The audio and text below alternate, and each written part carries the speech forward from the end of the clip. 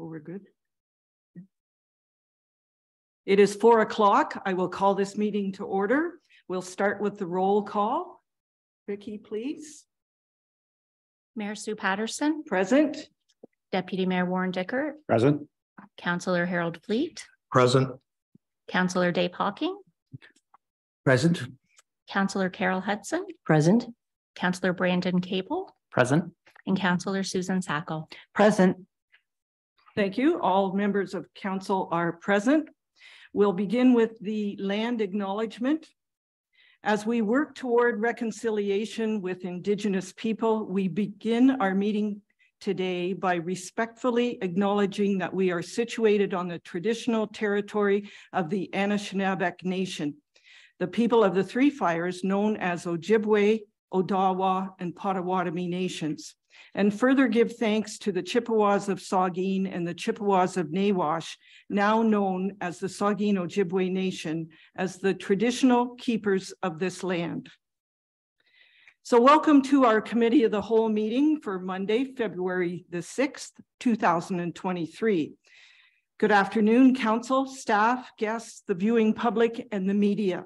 Council, does anyone have a disclosure of pecuniary interest or a conflict of interest? Councillor Cable. Thank you, Worship. I'd like to declare pecuniary interest with delegation 6.1 and 6.2, as well as report 7.5 titled Extended ICE Request, on the basis that I, under the name of my employer, have a rental currently booked at the P&H Center during the period that will be discussed regarding ICE extension. Thank you. And of course, council, if conflict should arise during the meeting, you may declare it then. Item 4 is agenda additions or deletions. We do not have any this afternoon. Item 5 is our health and safety message brought to us by Councillor Hawking. Thank you, Your Worship. The topic is cold weather safety, frostbite. Quite appropriate when you think of the weather last weekend. Signs of frostbite, a potentially severe condition where both the skin and the underlying tissue composed of fat, muscle, and bone are frozen. Frostbite can occur at temperatures above freezing due to the wind chill. Reddened skin develops white and gray patches, feels waxy, and is hard to touch. No sensation, the area is numb or tingling. Blistering after rewarming in severe cases. Occurs in stages: frost nip, superficial frostbite, deep, severe frostbite. What to do? First of all, get medical help. Do not rub or massage the area. Do not warm the area until you can assure it will stay warm. Protect the area from refreezing. Warm the area gradually. Use body heat or warm water, 40 degrees Celsius to 42 degrees Celsius. Avoid direct heat, which can burn the skin. And I thought it was appropriate too, because I went on to the internet and found about our favorite pets. And at this time, I'd just like to point out that a wind chill factor frostbite sets in for animals at 30 minutes. So make sure you bring them inside if it's extreme cold weather. Thank you. Thank you for that, Councillor Hawking. Item 6 on the agenda is delegations, and we have 2 this afternoon, and I will remind the delegations that you are given 10 minutes on the agenda, which allows council members to comment or ask questions after your presentation. So our first delegation is Brent Myers and Terry Whiteside with Quick Feet Hockey. Welcome.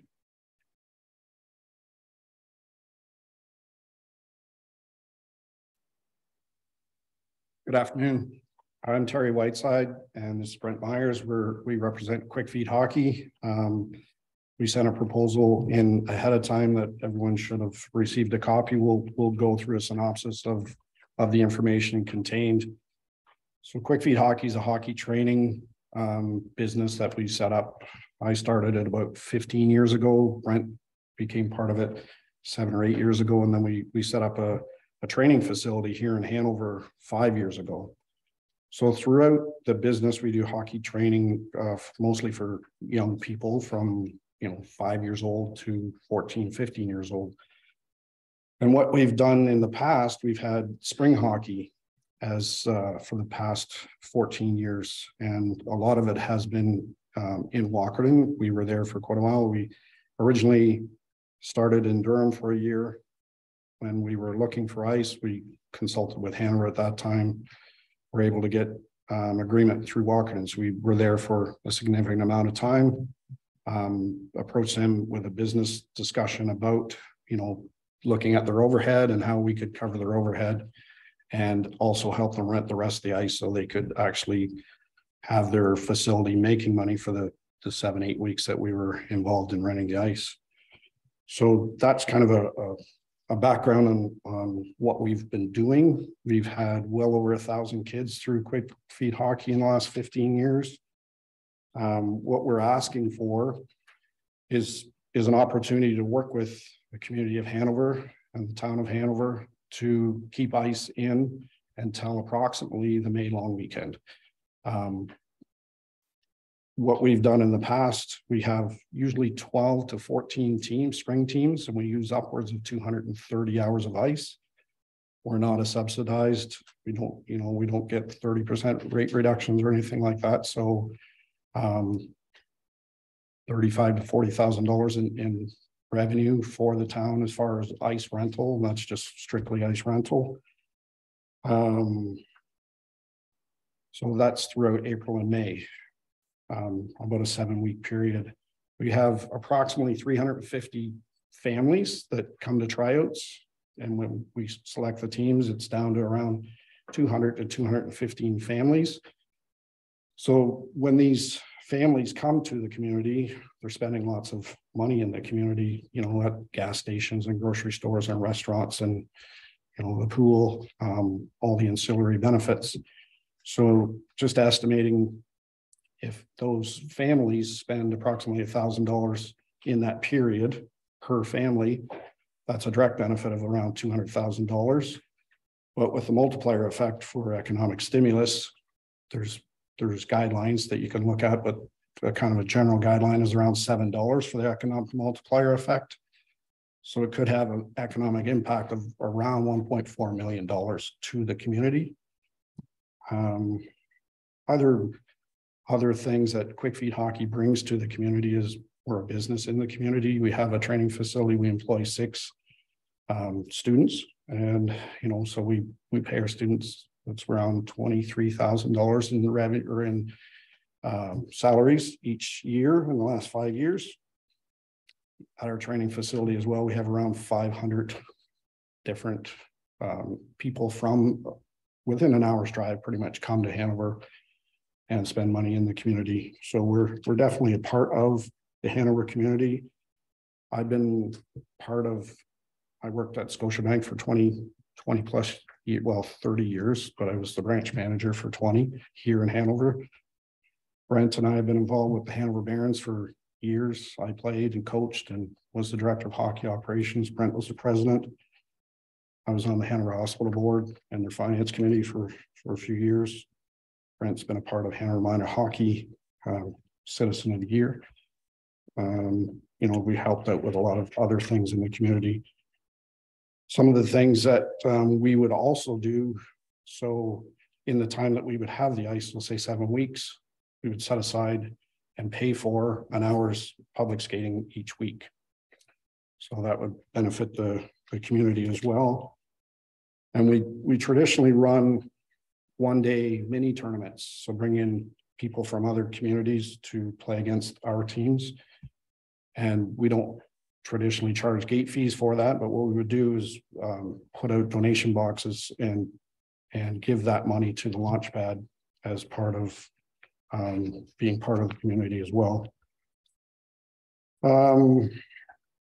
Just in summary, over the past few years, because of COVID-19, it's been tough on business. We've spent a lot of money setting up the business in the community, and past 5 years have been tough. We didn't have spring hockey for a couple of years. So it's been really, really quite tough to support the business moving forward. So we're looking to see if we can't put together a long-term agreement where we could, we're not looking for a year. We would like an agreement where we 3 to 5 years, and so that you've got that kind of commitment from us. We've got a good track record. Like, you could speak to Brockton, I'm sure they would. The ice has been paid for before it's been utilized every year. So by May long weekend, it's paid in full. So they've never had an issue with that. And just I'm also the commissioner of the Provincial Junior Hockey League, which the Barons play in. And I'm not sure if you know how the playoff structure is set up, but they could be, if they go to the division finals, they're going to be playing until April 17th anyway.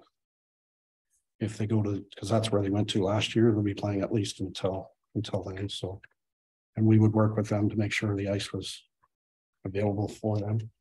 Anything else, Brent, that you had? Oh, that's about all. You touched everything. Better speaker than I am, so I'm saying much. Okay, very good. Thank you. Council, comments, questions? Councillor Hudson. So can you tell me why you're no longer going to be in Walkerton? You've been there for a few years, is that correct? That's correct. We were there 12 years, 2 years. We weren't able to operate, but they were having, they're having some issues with their ice plant. I think they've got some leaks in their brine system. So do they have it shut down then now? Not yet. Not yet. They've said they're pulling the ice early this year. Okay. And just told us, otherwise we would have been asking a lot sooner. Other comments? Councillor Fleet. Thank you, Worship. Thank you, Terry and Brent, for your report. You need 7 to 8 weeks. Do you need that? Okay. Yeah, ideally we would like it till June 1st, but we understand constraints and that sort of thing. But right. Okay. Alrighty. I just was wondering, it'd be nice to have you guys on board. But it's sort of have to know how much ice time you guys actually need. You need the 8 weeks, basically. Yeah, we need approximately 230 hours of ice. Alrighty, thank you. Councillor Hudson. So is there any room to compromise in order to make it work for all parties? Because you're aware that there are things going on, things previously booked in May. Is there any way to move it into just 4 to 6 weeks? Most the tournaments that the teams go to, so the way we structure it is 3 tryouts, 7 practices per team, and approximately 3 tournaments per team. Most of the tournaments are later in May and early June. So that's why ideally having practice ice available until June 1st is ideal. We've worked with Walkerton the last number of years and we were okay to the Thursday night prior to the May long weekend. We were able to make that work. The last couple of weeks, they just weren't able to practice. They would go to tournaments without practice time. So that's a no, that there's no compromising factor there.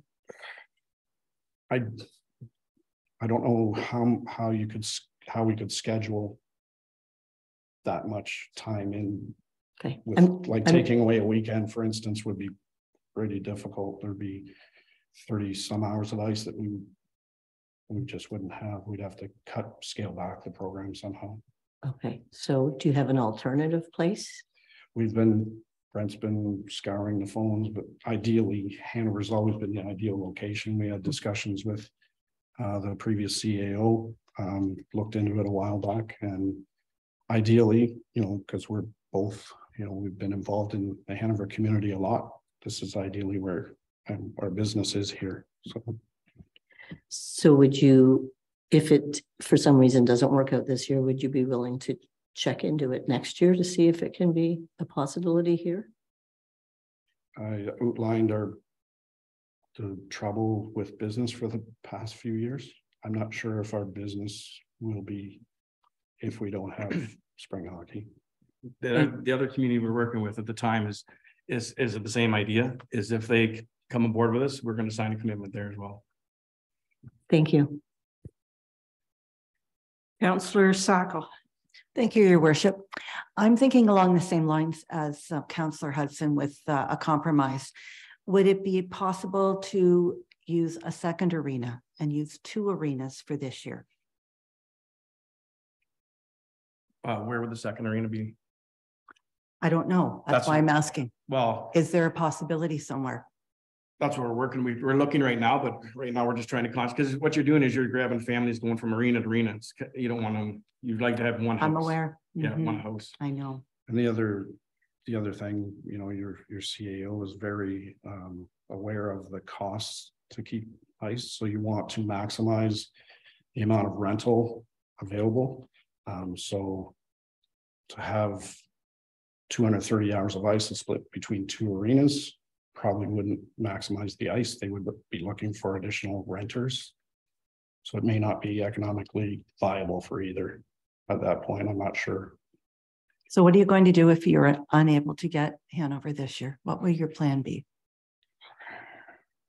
Brockton surprised us in January by telling us that they wouldn't have the ice we wanted. To be honest, in the past 5 years we've had the business open, we're losing money. So I have a banking training. I'm not about to lose money forever. So Right. I don't know if we can keep going. Thank you. Okay, I don't see any other hands for questions or comments. We will be making a decision further on in the agenda when the report comes up from our Director of Parks and Recreation. So thank you. Thank you very much. Okay, our second delegation is Brooke Benninger with the Hanover Home and Garden Show. Welcome, Brooke.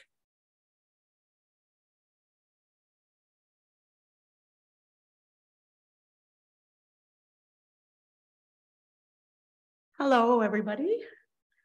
I don't have anything quite memorized, so I've written some things down. And I'd like to just say Mayor Patterson, Deputy Mayor Dickert, and members of council. Many of you already know me to see me, having been a resident of Hanover since the age of 10 through 17. I grew up here. After my post-secondary schooling and some globetrotting in my 20s, there came a time to settle down, put down some roots and raise my family. There was no other town that I wanted to do that in. Hanover was it. My children attend the elementary school and high school that I attended. I have worked at 2 well-known restaurants in town and have become friends with many customers from those jobs, people from many different walks of life, but we all have something in common. We all have close ties to Hanover. I'm a 42-year-old single mother of 3 children, aged 14, 12, and nearly 2. I live in a home that is likely one of the town's original homes. And while it is located on the very busy 7th Avenue, I really do love where I live. I'm a mother first and foremost, and an entrepreneur second. And it has always been my intent to be able to earn my living working from home, to be able to stay at home with my children until they at least enter kindergarten. I've been able to do that.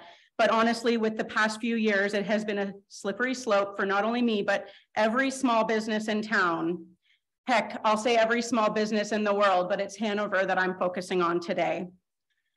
I was a longtime exhibitor at the Hanover Home and Garden Show, at the time owned and operated by a local business person, Dave Schefter. During the 2018 show, he made the mention to me that I would be the type of personality, young and spirited enough to run the show. And as it stands, he was looking for somebody to take over to run the show because he was looking at some other business endeavors. Within a few weeks, Dave and I struck a deal and I became the new owner and operator of the Hanover Home and Garden Show. With my family's history in operating trade shows, I really couldn't wait to get started on planning my first show. The 2019 Hanover Home and Garden Show was a success. We welcomed over 75 exhibitors and over 2,000 attendees to the show. We provided a space for the 812 Squadron of the Royal Canadian Air Cadets at no charge, of course, for them to sell food and drinks and to fundraise for their organization. The Hanover Knights in Columbus was also given a space to sell tickets for one of their big draws. And I also wanted to feature a silent auction with 100% of the proceeds being donated to Habitat for Humanity Grey Bruce. And during the 2019 auction, we raised a total of $3,001. And I had big goals to increase that donation amount the following year. Plans for those organizations are already set up for the 2023 show, as well as a new addition of a booth provided to the nonprofit Hanover Community Players Theater Group. After getting to know that group of people recently with my daughter Delilah making her acting debut in their recent presentation of Oliver, I am a community-minded individual, and I do believe in giving back to the community that I call home. However, I also believe in earning a living in this community as well. Not only has the Hanover Home and Garden Show been an investment opportunity for me, but it has been a business that I can do from my home while being completely available to raise my children. I answer emails at nighttime from my bed. I take phone calls while my son is watching Bluey from his playpen. I am truly the epitome of a work from home mom.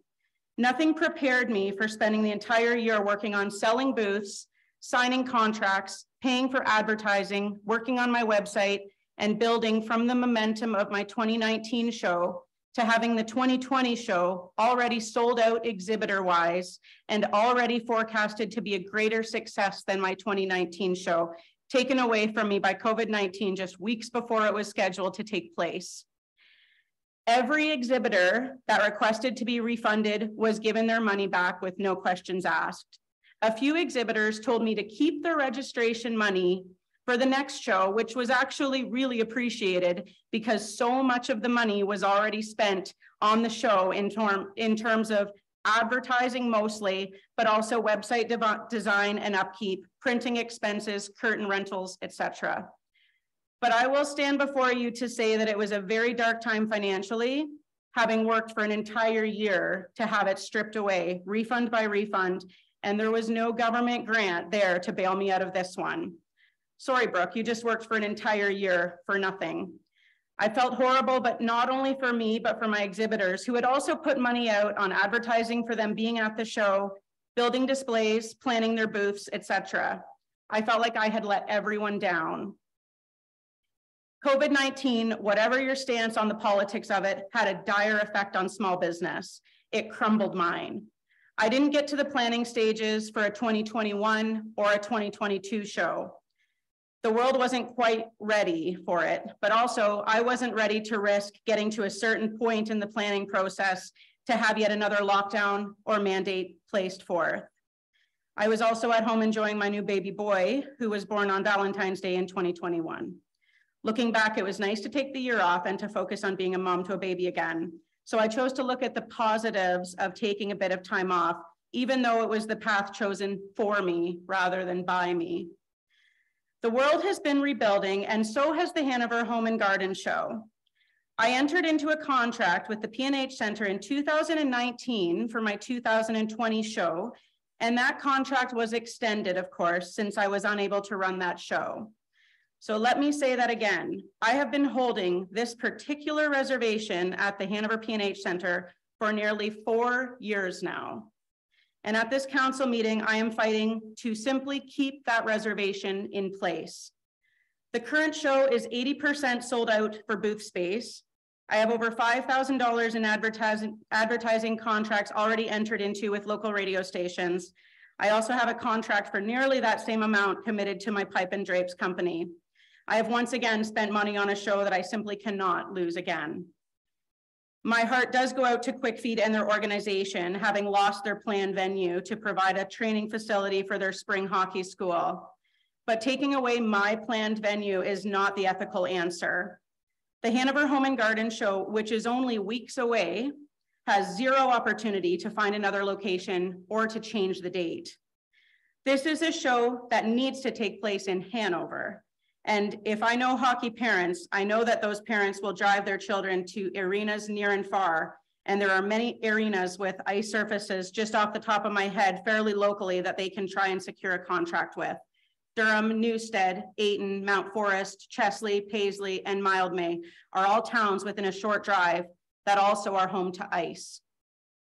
My show simply cannot take place at any of those locations, but the spring hockey school could. The P&H Center is already fairly focused on hockey for players of all ages for a large portion of the year. The town shares the use of its facility for the other half of the year. And I get it. Hockey is a major part of small town Canada, but it isn't the only part. Trade shows and hospital galas are important as well, and we should not have to step aside so that a private hockey school can operate into the spring. I'm also willing to bet that every child registered for spring hockey has just come off of a full winter season of playing. My trade show will be the first of its kind to take place since the COVID shutdowns, with many businesses being able to showcase their services and products to the public for the first time since 2019. There are a lot of big, well-known businesses that are registered to exhibit in my show. Cunio's Carpet One is a major sponsor, as well as first-time exhibitor Canadian Tire. Smitty's Fine Furniture is a returning exhibitor, as well as Hanover Home Hardware, Midwest Co-op, CMR Insurance, Bruton's Decorating and Custom Solutions, Marlin Travel, and Hanover Travel are all local Hanover businesses that are excited to be a part of this. There are some regional businesses as well, traveling from hours away as well, that are registered. Visitors coming to introduce themselves and their businesses to our people. None of these businesses deserve another shutdown of a major event. There are a lot of small businesses that are exhibiting to simply gain recognition in the community. The town of Hanover is actually an exhibitor. And I know many attendees enjoyed having the opportunity to speak with the mayor, deputy mayor, and members of council at the 2019 show, and are really looking forward to having that opportunity again. Holding a trade show locally in Hanover will ensure visitors to book reservations at the town hotels, eat meals in our restaurants, and shop local businesses. Many out-of-town exhibitors are expected, and they will need to all sleep and eat somewhere. Hosting this show in Hanover will provide a little economic boost that is really needed after the past few years of financial turmoil. In closing, I do ask for council's support in allowing me to carry on with my contract in place, to carry on with the planning and organizing of my home show, to keep on selling booths, to make it another sellout, and to allow the businesses that have been negatively impacted by the past few years, my own included, the opportunity to make money in our town. I have been working very hard for over a year on getting this show back off the ground after our break, and I really and truly don't know if I will be able to resuscitate it again. There are thousands of people from both near and far that are wanting to attend the 2023 home show, and I would love to have a show to share with them. Thank you. Thanks, Brooke. Council, comments, questions? Councillor Sacco. Thank you, Your Worship. Brooke, I just want to say thank you on behalf of the town of Hanover for everything that you do and all of your work and planning, no matter what happens. You are an amazing person and you've done a heck of a lot of work. So I want to thank you. I think it was from my English teacher in grade 12. Other comments or questions? Okay, I don't see any. So thanks, Brooke. There will be a decision made. It's actually under 7.5 on this agenda. Thank you. Okay, moving on. Item 7 is staff reports. 7.1 is report CAO 01-23. The subject is municipal surplus asset declaration and disposal recommendations. It's from our CAO, Sherry Walden, and I need a mover and seconder to put this on the floor. I have our deputy mayor and Councillor Fleet. Sherry, please. Thank you, Your Worship. Just adjust that. So this is for pages 15. This report's pages 15 and 16 in your electronic package. So just as a note reference for that report. So periodically we accumulate assets that are obsolete, damaged, or surplus to the department's needs. And these are, as they are publicly owned assets, we should be declaring them surplus by council and disposing of them in a transparent manner. So the items before you in the discussion section, there aren't too many, but there are some that we would like to move forward with disposing with accordingly. So we have our former 1-ton truck that was used in the Parks, Recreation and Culture Department with an aluminum dump box.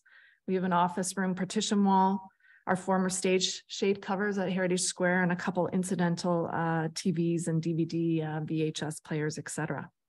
It is recommended that the truck and office partition be sold on GovDeals, and that's an online platform that provides services to government, education, et cetera, for the sale of surplus assets to the public. The steel from the stage covers would be disposed of in the town's scrap metal pile, and it's suggested that the electronics be available for donation to an organization. As per our town's bylaw, it is silent on the processing of disposing of surplus assets. Typically, we would offer those to another department if they were of use to those, but in this case, most of them would be not applicable for that. We have used GovDeals in the past for selling our assets by public auction. And if it's a nominal amount, as it is with the proposed with the TVs and the DVD players, et cetera, then it's a donation is an option from a charitable perspective. Upon council declaring these assets, surplus staff would then move to implementing the necessary sale. So the estimated value of the items suggested to be sold is $3,250, and the online auction may bring more or less. GovDeals does charge a commission on the sale price of 7.5%, and then the applicable department in this case, if the truck is sold, it would be accredited to the Parks, Recreation and Culture Department at the time of disposal. So the report recommendation before you is that report CAO-01-23 municipal surplus asset declaration and disposal recommendations be received by council, and that council declare the assets identified in the report as surplus to the requirements of the municipality, and that the surplus assets be disposed of in the manner recommended. I'd be happy to answer any questions you may have. Thanks, Sherry. How do you determine which charity? How do you reach out to them? Yeah, I think in this case, we would see if there's any interest with our, launch pad churches, that type of thing. If there's any interest in those items, I hazard a guess, given our digital age that we're in, they may in fact not be interested, and therefore they would simply go to the electronic waste area at the landfill. Could be a history lesson. Perhaps, especially the VHS part. I would just like to suggest we did have Grey Bruce Mentorship present during the chamber luncheon. The DAC, who is also maybe in need. And there's always St. John Ambulance for the partition or the Salvation Army. Councillor Hawking. Yeah, thank you, Worship. Sherry, I was just wondering, community theater is always looking for props. Would that 12 by 12 by 7 feet, would that be any use to the theater for or down the road? So to clarify, it is being suggested that both the truck and the partition wall be offered on GovDeals for sale, as opposed to the only donation item would be the 2 TVs and DVD/VHS. So we can't, it's only worth $250. We can't pull that out and ask the theater before we make this suggestion. We certainly could. They're actually meant to partition like for an office type thing. So whether they would be of need to or of use to them, but we could ask that. They probably don't have the storage for it. Anyway, just a suggestion. Thanks. Other comments or questions? Okay, I will call the question. Sherry has some direction there. All in favor of report CAO 01-23. That is carried. Thank you. Item 7.2 is report CAO 02-23. The subject is water services to number 41 Bruce Road 22 in Brockton. It's from Sherry Walden, our CAO, and Ron Cooper, Director of Public Works. I need a mover and seconder to put this on the floor. Councillor Cable and Councillor Sacco. Sherry? Thank you, Worship. So this is for pages 17 to 20 in your electronic version of your package. Staff were contacted on December 20th by the residential property owner at 41 Bruce Road 22 in the municipality of Brockton.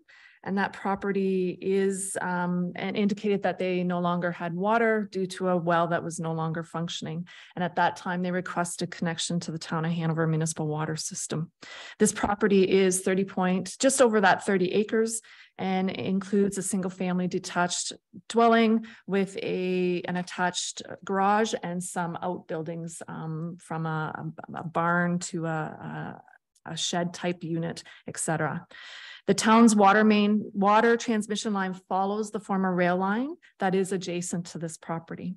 At that time, staff advised the property owner that they should contact the municipality of Brockton about this issue and to see what they would be prepared to do to resolve the situation. On January 20th, staff were then contacted by Brockton staff in regards to this matter, and we asked for a meeting accordingly. That was set to discuss what were discussing service beyond town's limit, access, and Brockton's role and the need for a mutual agreement. So we did meet with their Director of Legislation and Legal Services, as well as their Director of Operations.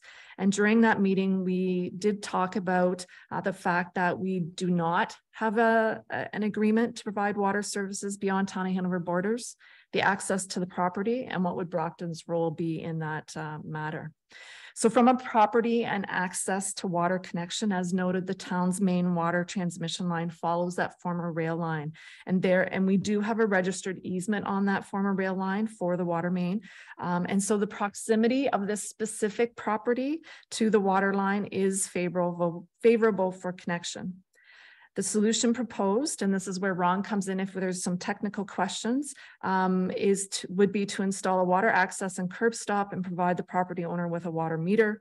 The property owner would be responsible for installation of the water line from the curb stop to their buildings accordingly, as well as the water meter. The residential property does not have frontage on Bruce Road 22, and it's our understanding the owner has right-of-way permission from a neighboring property owner for access. So Brockton staff were asked to confirm with the property owner that permission would be granted to our staff for our equipment access accordingly. We have since received the letter from that property owner indicating permission for town staff and equipment access. If this is to proceed, certainly the suggestion would be for longer term agreement or arrangement, perhaps through a registered easement, to ensure that town would have access from a equipment and staff perspective to get to the area of water service. With respect to the agreement with Brockton, and again, we indicated there is not a current agreement between our municipalities for provision of water services. There is a prior example, and that was an agreement that was approved between Brockton and Hanover, and it was specific to the 7th Avenue construction project. That was confirmed in 2011, and it expired in 2015. That agreement specifically identified the eligible properties, the connection charges for sewer and water supply, the option to the other connection fees added to the applicable municipality of Brockton taxes, as well as the fees and charges that would be charged by Hanover directly to the Brockton user upon connection. Considerations. Certainly council, during our meeting with Brockton, we indicated that council would need to provide direction and consider the request accordingly. And the points that are included in the discussion part of the report are things that are provided for council's consideration should you proceed or not proceed with this. And as noted previously, the proximity to the water line access is favorable for water connection. A right of access agreement for town staff and equipment to utilize the access line would need to be confirmed. And if it is the route of having that registered on the property title, that any of those expenses would be at the cost of the property owner. Granting this one-off request from this property is likely to generate further requests for connections to Hanover Water Services from Brockton properties adjacent to our borders. And we're specifically aware of those properties that front onto Bruce Road 22.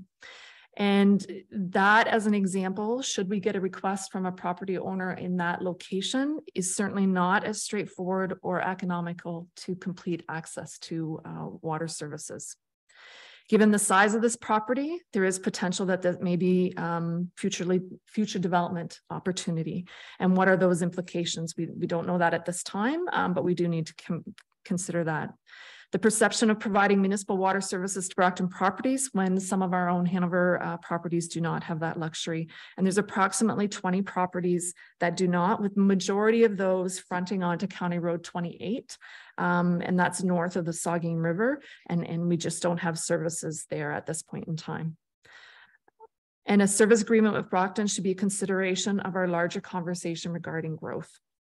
From a financial and other implication perspective, the cost of connecting the water line is estimated to be $2,000. As the service is provided beyond Hanover's municipal properties, Hanover's municipal boundaries, should this move forward, the property owner would be subject to double the water rates as per the indicated bylaw. And there may be other implications as service agreement conversations commence that come to light during those discussions that we would need to consider at that time. So the recommendation before you is that report CAO-02-23 water services to 41 Bruce Road 22 Brockton be received, and that council provide direction with respect to providing water services to this property located at 41 Bruce Road 22. I'd be happy to answer questions. Thanks, Sherry. Comments, questions? Deputy Mayor Dickert. Thank you, Your Worship. Sherry, this is similar to the request we had back in about a year ago for the 10-4 area of the town. What are the differences, and did we ever get anything back from West Gray on that situation? So through you, Your Worship, no, we did not. And it is similar. I agree. And sorry, I'm just going to pull out that communication. So the direction at that time from council was that that they provide, so the direction from council at that time was staff was to get a status update from West Gray in regards to the water services solution at the noted property, and that provision of example service agreements noted during our initial meeting with them be provided. We did not have any further communication after that follow-up at that point in time. So if that property owner's resolved or been able to move forward with other solutions, we've been not made aware of that. Okay, and my second question is, we have the water main, and Ron, maybe you're the one for this, that water main's in place there. How do we get access to it now if we would have a problem with that line? We get access now. We've got an easement over the water main running the length of it. But from 7th Avenue out to where it feeds back into the water treatment plant, we typically don't have services on the main, so it's just the main.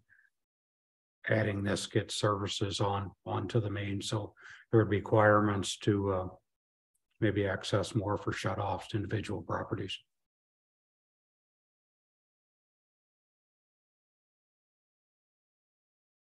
And are there any standard practice things like is there a requirement that you inspect the service shutoffs on a routine basis, like every few years or something like that, or is there ongoing operational costs involved?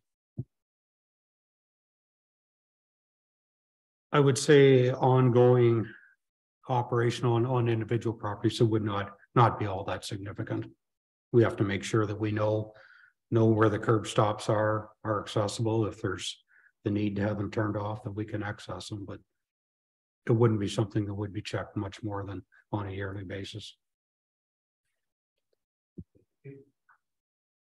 Okay, other comment, Councillor Fleet. Thank you, Your Worship. Sherry, how many homes on 7th Avenue or in the Brockton area that are hooked to our water? Do you have any, how many homes are hooked to our water? Sorry, I've neglected to shut that off too. Based on the prior agreement, count them.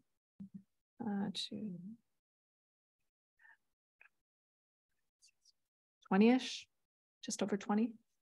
That's both, I would say, well, let's say 20 properties. That's the best way to say it. So that would be basically all in 7th Ave, I would take it. Yeah, basically it was 7th Ave north of the bridge, and maybe through you, Your Worship, I would just get Mr. Cooper to clarify that.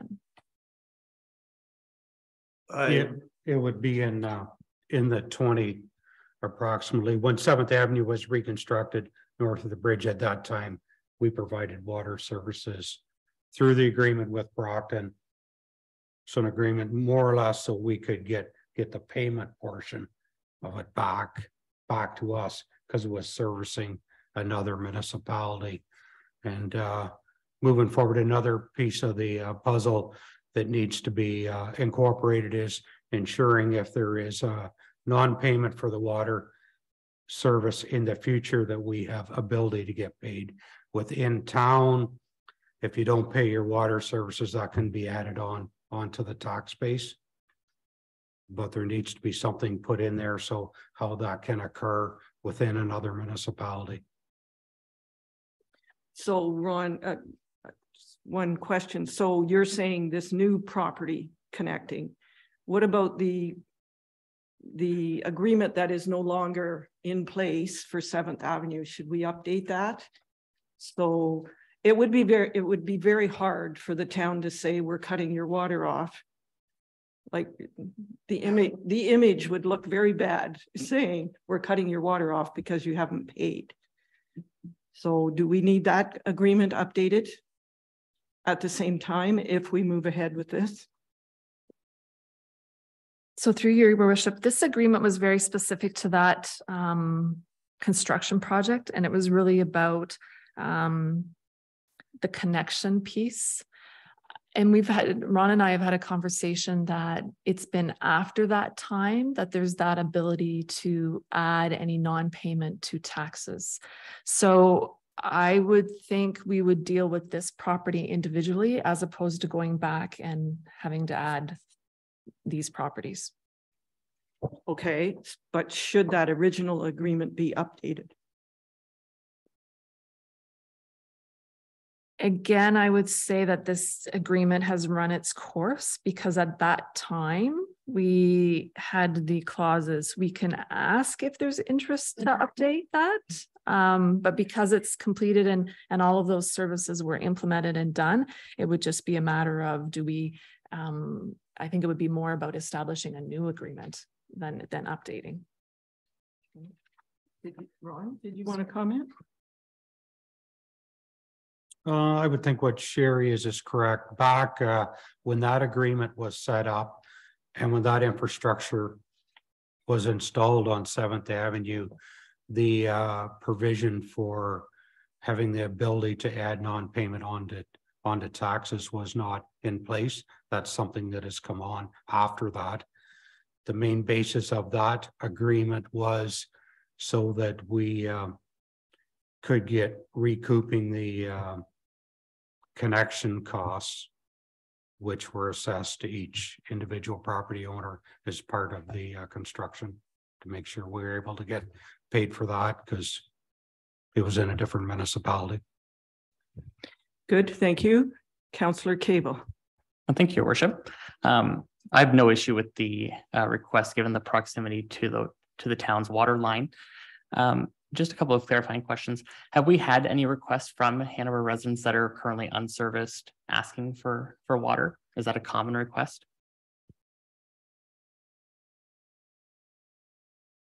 I'm going to say through you, Your Worship, that Ron would be better to answer that. Thank you. I would say no.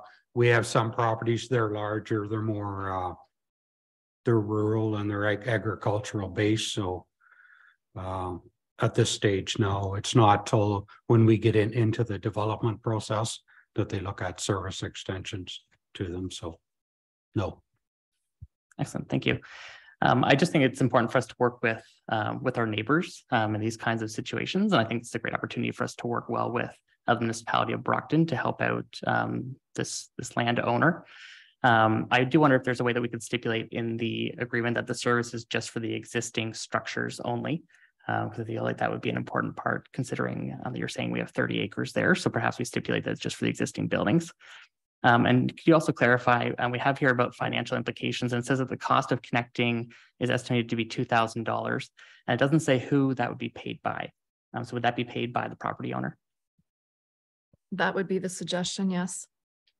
Excellent, thank you. Apologies, Councillor Fleet, returning to you. Thank you, Your Worship. I agree with Mayor Patterson. I'd like to see an agreement in place going forward. I'm just wondering, have there been any hookups since the agreement hasn't existed?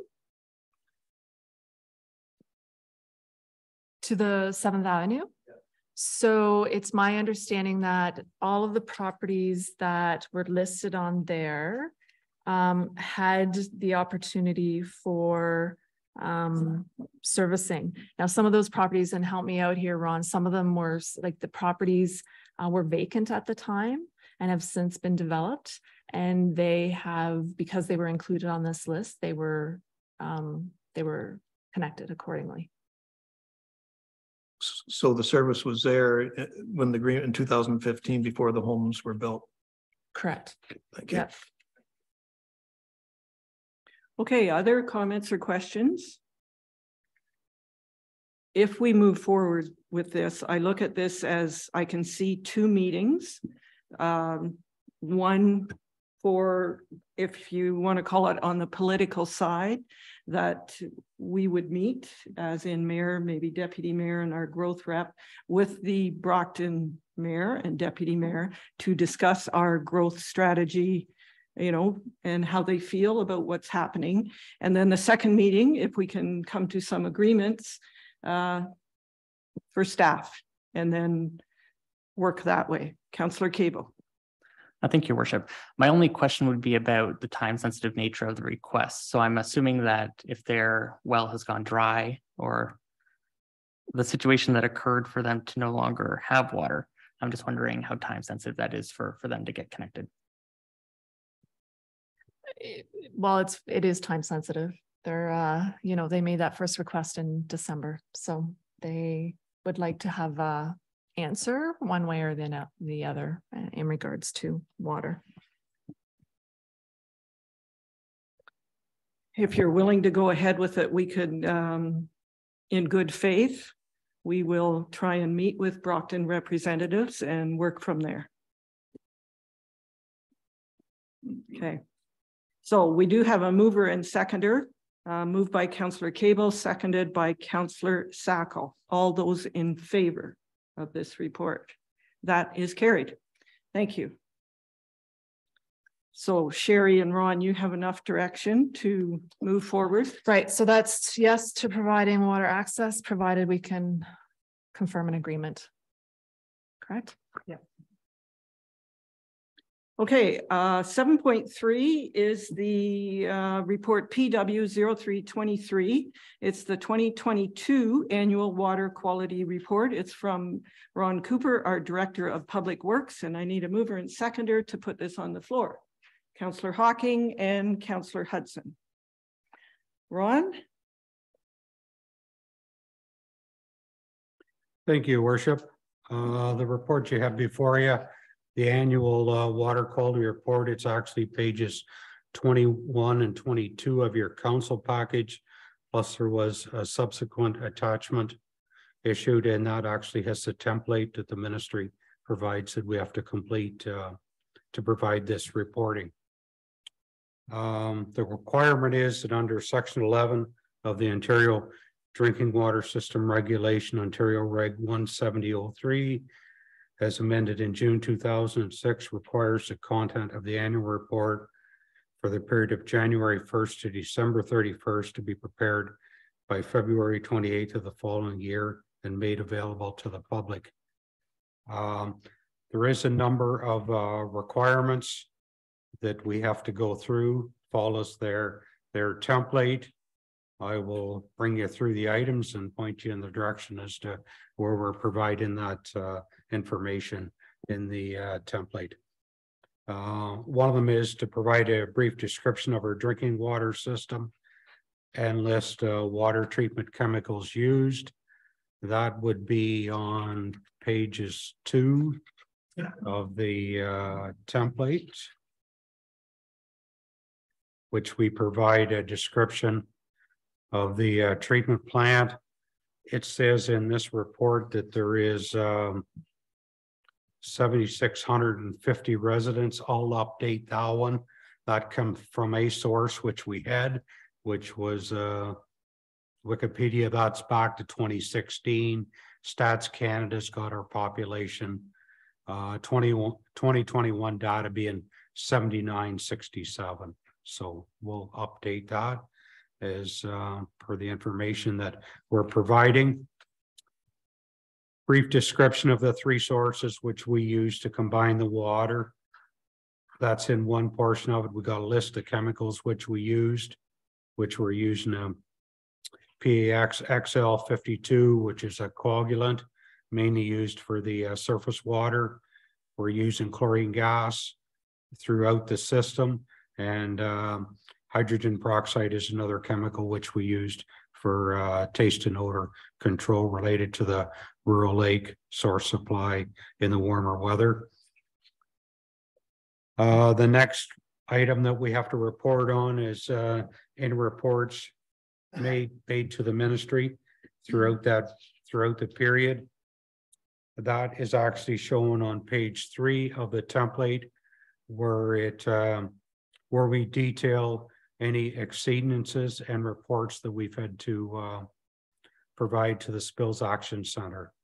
One was in March 22nd, which was a lead exceedance. We resampled that one on March 29th, and we were in compliance. June 7th, we had a UV controller had stopped working, and that was only for approximately 30 minutes. We provided the Spills Action and actually the ministry inspector with an update on that one. It was replaced the same day, met our requirements. The third incident which we had to report on, which was September 14th, where we had another lead exceedance. We resampled on September 21st, and it was found to be in compliance. Both of those samples were taken from an outside tap, which has not been utilized within the house. So we did a resample on it, and we came back into compliance. The next item that we need to report on is a summary of the test results and actions taken. That is on the template, which is actually on pages 3 to 7. And it goes through test results that we've done throughout the year, provided on a number of parameters. There is actually on page 4 of the report, there is some continuous analyzing, which is done on a number of the parameters in terms of turbidity, chlorine residual, and that shows a number there of 8,716. So that's kind of the number that is used if you got continuous monitoring for the plant.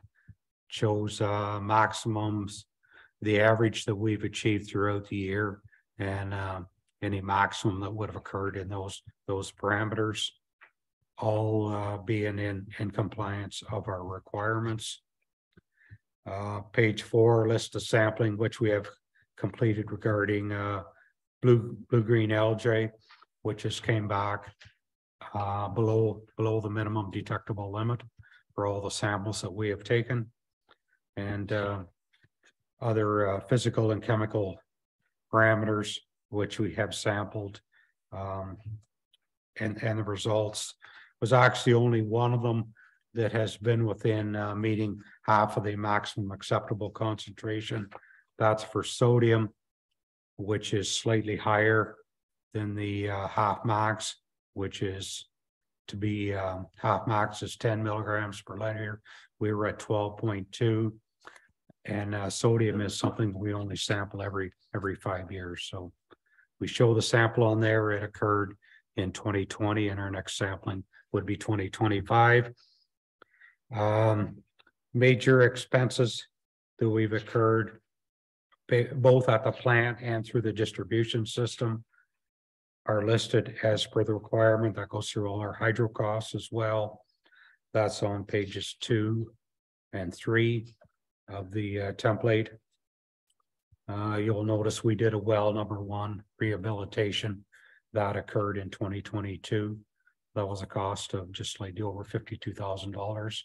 That's something we are doing through the sources of the 2 wells. We're doing rehabilitation on those every 5 years. And so that's just kind of ongoing maintenance that we do to provide ensured proper maintenance of our equipment and our source supply.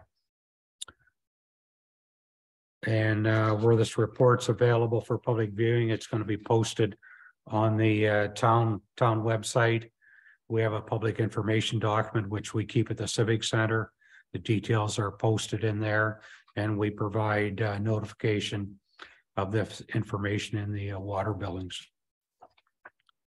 And the recommendation is the report PW 0323, the 2022 annual water quality report be received, and that council acknowledge receipt of this report, and that the report be available at the municipal office and posted on the town's website.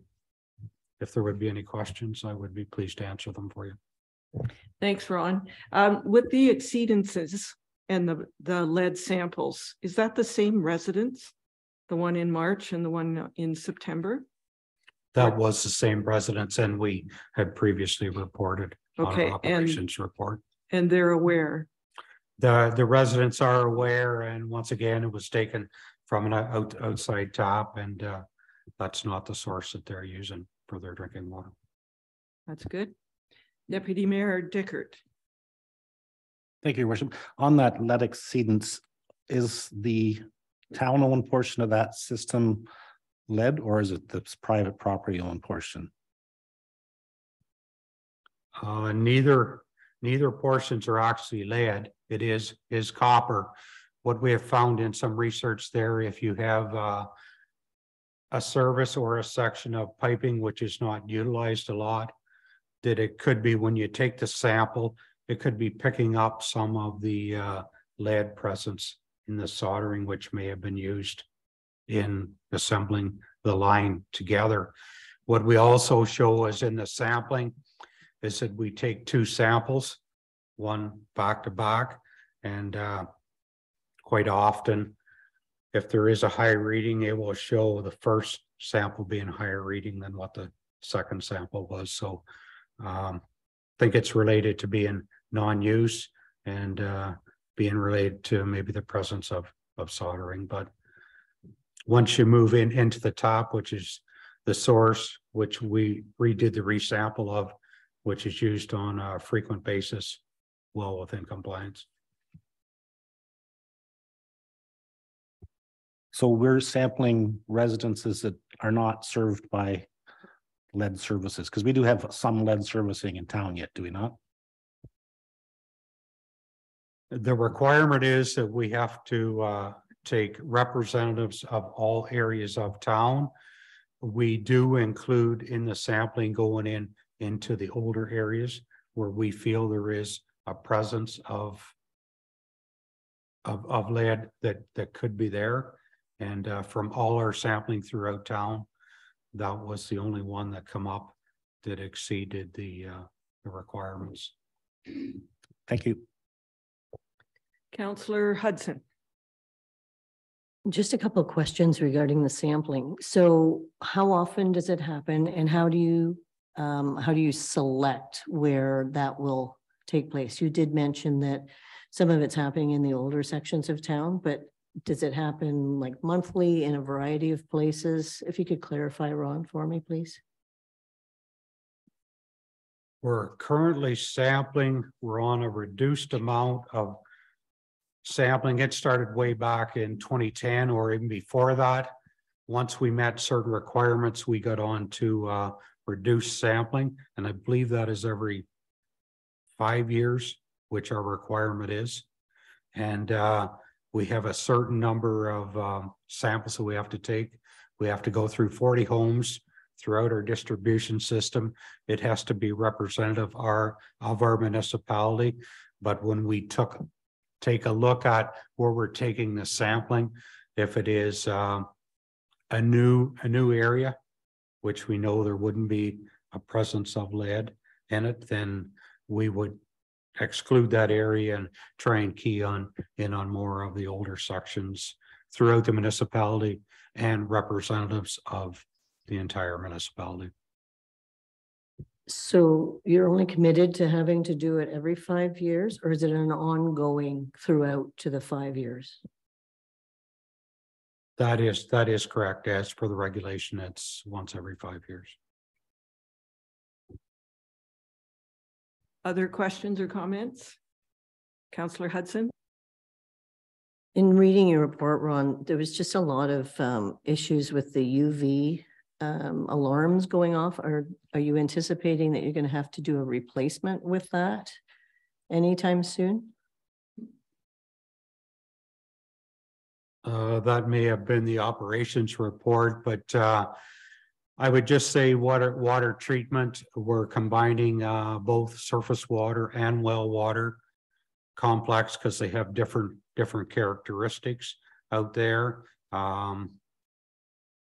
It is a complex system. We do have some alarms that occur, but the alarms there are for a reason, ensuring water quality safety throughout. If there is an issue with anything not functioning properly, it shuts the plant down and it won't start up again. So therefore, we have to go in and diagnose what the problem would be. Water treatment plant, based upon the process, does stopping and starting numerous times throughout the day. So if there's anything that is that it does not show 100% compliance or a potential issue, the default on it is to shut down until it gets checked out, staff check it out, and then we proceed.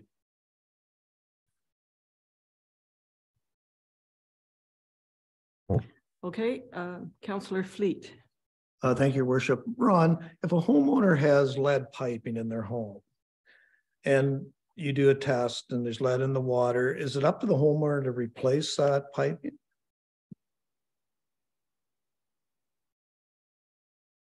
If it's on the homeowner's side, it is the homeowner's responsibility.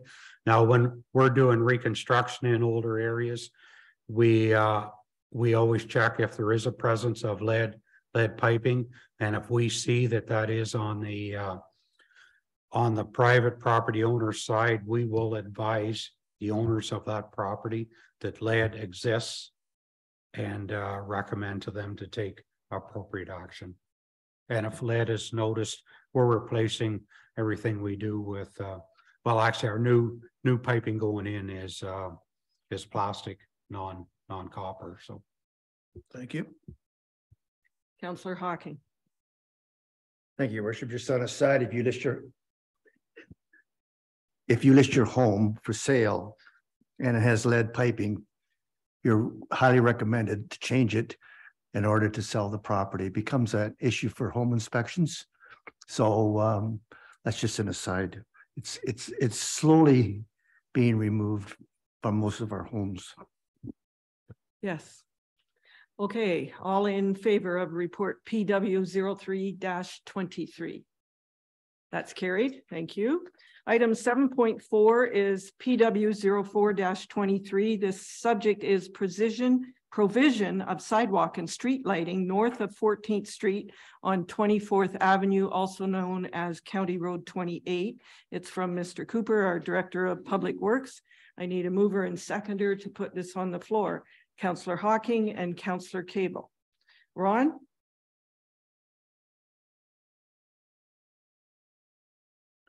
Thank you, Worship.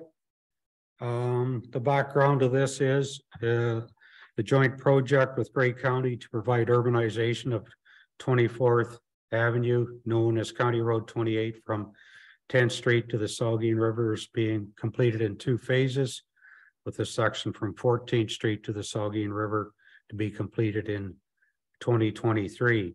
The county being responsible for the road portion of the urbanization. The town, we're responsible for water main, sanitary, and infrastructure beyond the traveled portion of the roadway.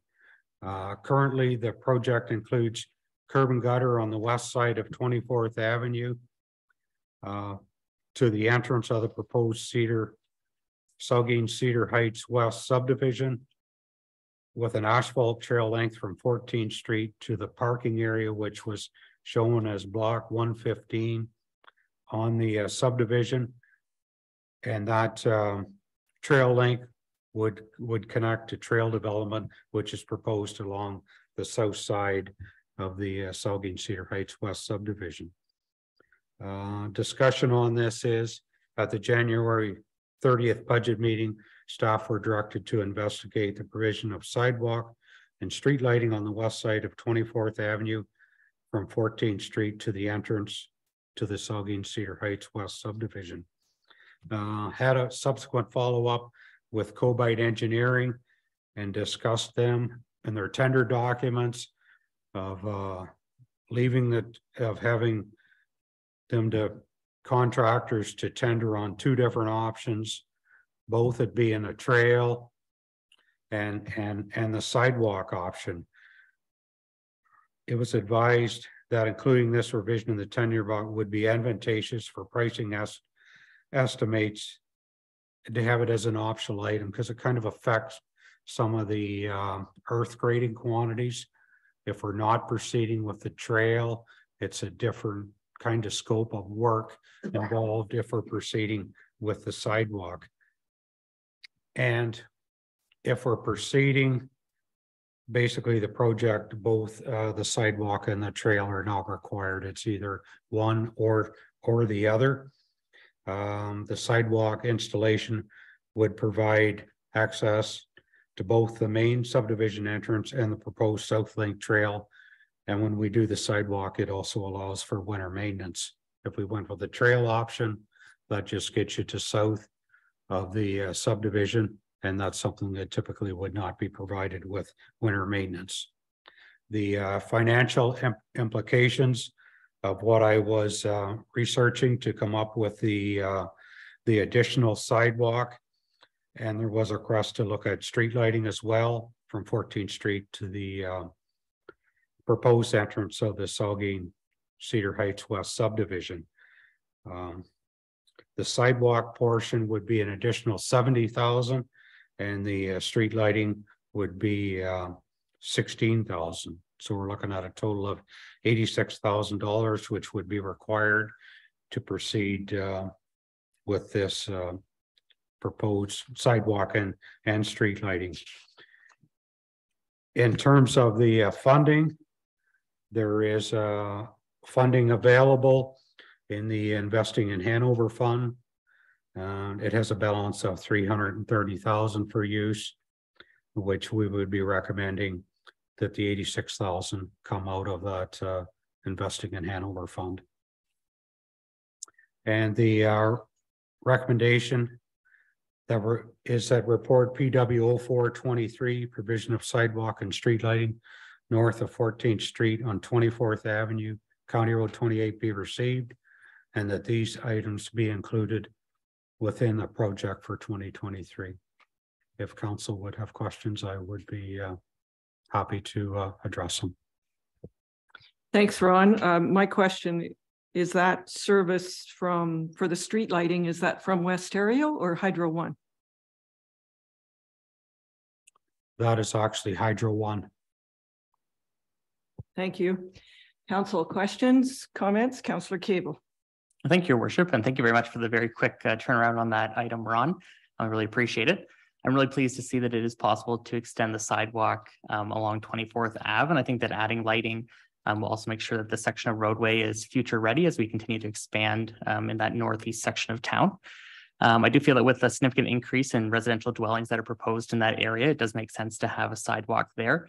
I think it'll be frequently used, and it certainly will enhance Hanover's walkability, particularly in the winter. I think we're going to be still fulfilling that desired trail loop concept. It's just going to be in maybe a more practical and multi-purpose fashion. So I certainly support the recommendation that's presented. My only question is around how visitors that are new to town, how would they know that the sidewalk is part of the trail system and connected to that idea of the loop? Like, are we putting signage in this section? Like, how are people going to know that this sidewalk is part of a connecting system, that you'd also have to go into the Cedar East subdivision in order to figure out where the trail is? To be determined. Maybe through you, your worship. Certainly with our trails, signage is something that we will have to consider in that East End area. No different than our trail markers that we've got now on our existing trail. I would think there'll be an extension of that. And plus at that parking lot, it will be evident that that's an access to the trails as well. So signage is going to certainly be something that'll have to be determined. Excellent, thank you. Other comments, Councillor Hocking, then Deputy Mayor Dickert. Thank you, Your Worship. I too support this recommendation, and kudos to get it back to us so quickly. I can just tell you that there'll be a very happy bunch of residents to see this go all the way to the Saugeen River. So well done, staff. Thank you. Deputy Mayor, oh wait, Sherry, a comment? Just sidewalk is only going to the entrance of the, I don't want to set up any false expectations of those excited residents, Councillor Hocking, but sidewalk to the entrance of the proposed Saugeen Cedar Heights Right. subdivision. Pardon me. Thank you. We could say it. Deputy Mayor. Thank you, Worship. I just want to echo my support for that. I think it is very important that we do make our town as walkable as possible. And with the high density housing that's proposed for there will be a lot of people that will need to use that and if winter maintenance is available with a sidewalk, certainly a big improvement. So certainly support that. Very good. Councillor Fleet. Thank you, Worship, and thanks, Ron, for getting back to us so quickly. Just a couple questions. Why is the urbanization of 24th Avenue being completed in 2 phases? And when is 10th to 14th being completed? Through your worship, 10th to 14th is proposed for 2024. And the county's also looking at some more work. They want to take a look at the intersection of 10th Street and 24th Avenue to see they may be looking at some realigning there. So further look at that. Thank you. And there's got to be a bit of a cost savings trails versus sidewalks. Like we're not paying for the trails now. So I'm wondering how much that part of that trail is going to cost us from 14th to Cedarwell.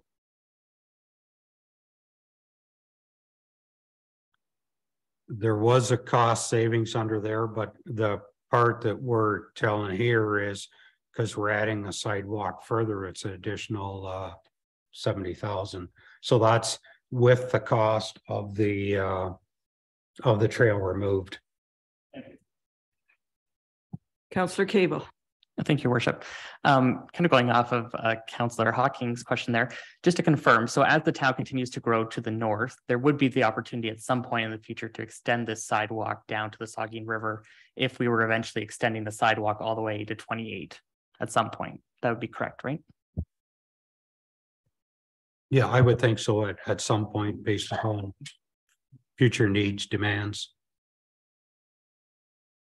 Okay, I'm going to call the question. All in favor of PW 04-23. That's carried. Thank you. Item 7.5 is report PRC 01-23. The subject is request for ice extension in 2023. It's from Laura Kristen, our Director of Parks, Recreation and Culture. And I'll ask the clerk, do I need a mover and seconder before we actually have a motion? Yes. Before we can discuss it, I need a mover. So I have Councillor Hocking and Deputy Mayor Dickert. Okay, Laura, all yours. Thank you, Your Worship. The report before you this evening is pages 25 through to 27 in your electronic version of your council package. So the background, the ice season began at September 6th, and ice out this year is anticipated that final piece of March there, the 19th through to the 26th, pending use. And certainly it does vary from year to year. A request has been received to extend the ice season until May 17th from Quick Feed Hockey. And of course, their delegation this evening provided further information relating to their request. The current ice extension for approximately 230 hours of ice during the months of April and May. This request does present a conflict with two of our existing rentals that are booked on the arena floor. These are when the ice is out, I should clarify. And these are in May. The first one is the Steam Fair, which is booked on the arena floor from May 1st to 2nd, 2023. This event will welcome 600 students from grades 5 and 6, as well as grade 11 and 12 students, mentors, as well as adults, teachers, and chaperones. The P&H Center has been identified as being centrally located and provides a large range of spaces to accommodate their activities. The second rental that this request impacts is the Hanover Home and Garden Show that is booked on the arena floor from May 5th to 8th. And again, council was provided with some information with the delegation earlier this evening. It will be making its return to Hanover after a 3-year break due to COVID-19. And it is anticipated that approximately 2,000 attendees are expected over the 2-day event. And as the organizer had indicated, approximately 2/3, if not more, actually at this point, of the vendor booths have already been pre-sold. It is noteworthy that canceling these existing events and displacing them this short a notice could have some negative impacts. The financial implications have been provided for you. This is based on the extension of the ice season as of April 1st, and they are shown to include a net revenue of $10,432. And this is based on, the expenses are based on it's estimates. You know, at this point, we don't have actual costs to go off of. But we are including hydro, water, sewer, gas, Olympia costs, as well as some miscellaneous janitorial fees and staff fees. One noteworthy impact to this decision is also the ability to redeploy our staff to our regularly scheduled outdoor activities. This hasn't been calculated. It hasn't been factored into this calculation. As you know, May and June become very important, where our facility operators, they will typically start to prepare for the outdoor season, move to the outdoor season. And if the ice is extended, there is a potential need to hire kind of a short-term additional staff in order to fulfill that need of our outdoor work. You know, that time of year, we're servicing our outdoor equipment to get ready for use. We're cleaning up the parkettes, the trails, down tree limbs, garbage, vandalism. We're aerating, we're rolling our 10 playing fields. We're also opening our outdoor buildings and potentially even starting grass cutting at that time. It is very weather dependent, but certainly just to outline some of those challenges that our department would potentially face. And so for a potential 4-week term, there is an additional cost that we've estimated at just over $4,000 in order to bring in extra staff to try and help alleviate that conflict. In addition to the financial implication, consideration should also be given to other factors such as community interests, economic spinoffs, as well as the unknown long-term facility impact on our plant operations. You know, certainly what I mean by that is it definitely requires more for our ice plant to be building ice should there be a warmer temperature in, say, end of April and May versus the winter months. The recommendation before you this evening is that report PRC 0123 extension for ice request be received, and that council provide direction to staff with respect to extending the ice for the 2023 season. I'd be happy to take any questions. Thank you, Laura. Comments, questions? Councillor Fleet. Thank you, Your Worship. Thank you, Laura, for your report. You know, we don't want to turn away anybody's business. You know, we're open for business. I just don't know how we can make this work, but is there any, have you looked into the cost of covering that? Like, can you put boards down and can we trying to make this work? I'm just wondering. Through your worship. Yeah, it is something that we looked into.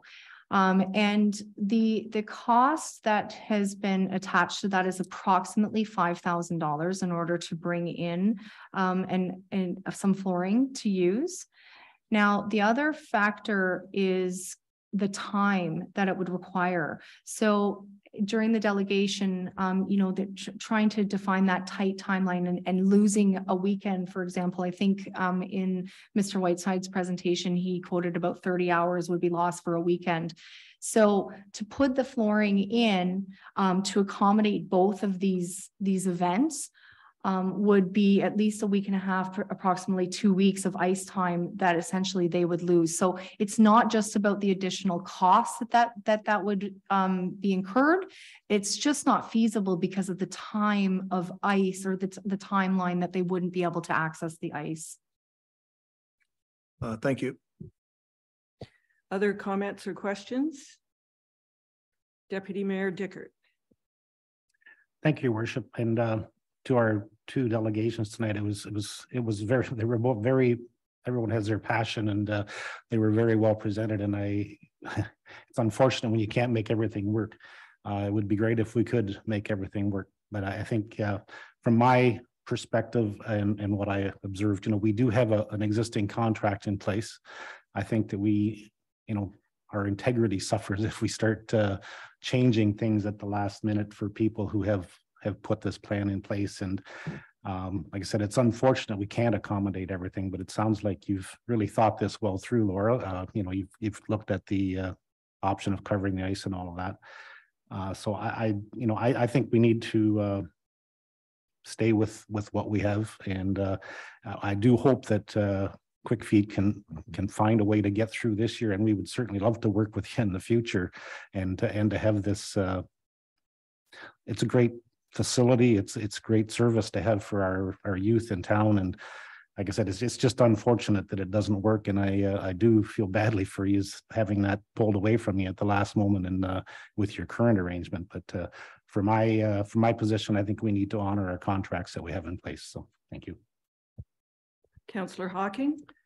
Thank you, Your Worship. I too was impressed with both presentations, and I'm on the same wavelength as Deputy Mayor Dickert. We need to honor existing contracts. Councillor Hudson asked the Quick Feet if there was a possibility of a partial or between two, and it seemed that was all or nothing. So having heard that, I'm supporting the two rentals that we have undertaken through the rec department, and hopefully we could work something out next year. I mean, it would be a great addition to our community. You already have an activity in the industrial park going on, dry training, I believe you said something like that. So it would be nice to incorporate that. Unfortunately, the timeline doesn't work. If we could narrow it down to 4 weeks, I could see it working, but according to the presentation, that's not possible. So I'm sticking with the two rentals, and hopefully Terry and Brent come back and talk to the rec department and work out something for next year. Thank you. Councillor Sacco. Thank you, Your Worship. I'm in the same wavelength as the other councillors. Love to have you on board, Quick Feet, but maybe next year. It's the Hanover businesses that are part of the Home and Garden Show that I also want to speak to. They've put in time and ideas and and they're planning. And again, like you said, integrity. We have to honor the contract that we already have. And we have to remember there's a third group here that's involved, and the school board has big plans as well. And that takes a lot of time and organization, and we need to honor them as well. Thank you. Other comments? Okay, I would just like to say I do understand, due to circumstances beyond Quick Feet's control and what they're faced with, but I don't believe those circumstances should spill over to our operations and rentals. Rental contracts have been signed and in good faith, as we've said, by the renters and by the town. I'm not comfortable in reneging on those contracts, nor do I feel it is ethical. Displacing two major events will create financial implications for both organizations and the town may even be responsible for certain costs if we break those contracts. And not only will it damage our reputation, it is likely we would lose those future bookings for both of those groups. Councillor Fleet. Thank you, Your Worship. The contractors are out there in their contracts. If the Barons go on, are their contracts void? I would say no, there's no stipulation in that sense. So Barons find somewhere else to play? They may have to, if it's after April 24th, when we would need to have ice out. My only suggestion to Quick Feed is if you could restructure your program to possibly 5 weeks. You'd have to check with Laura.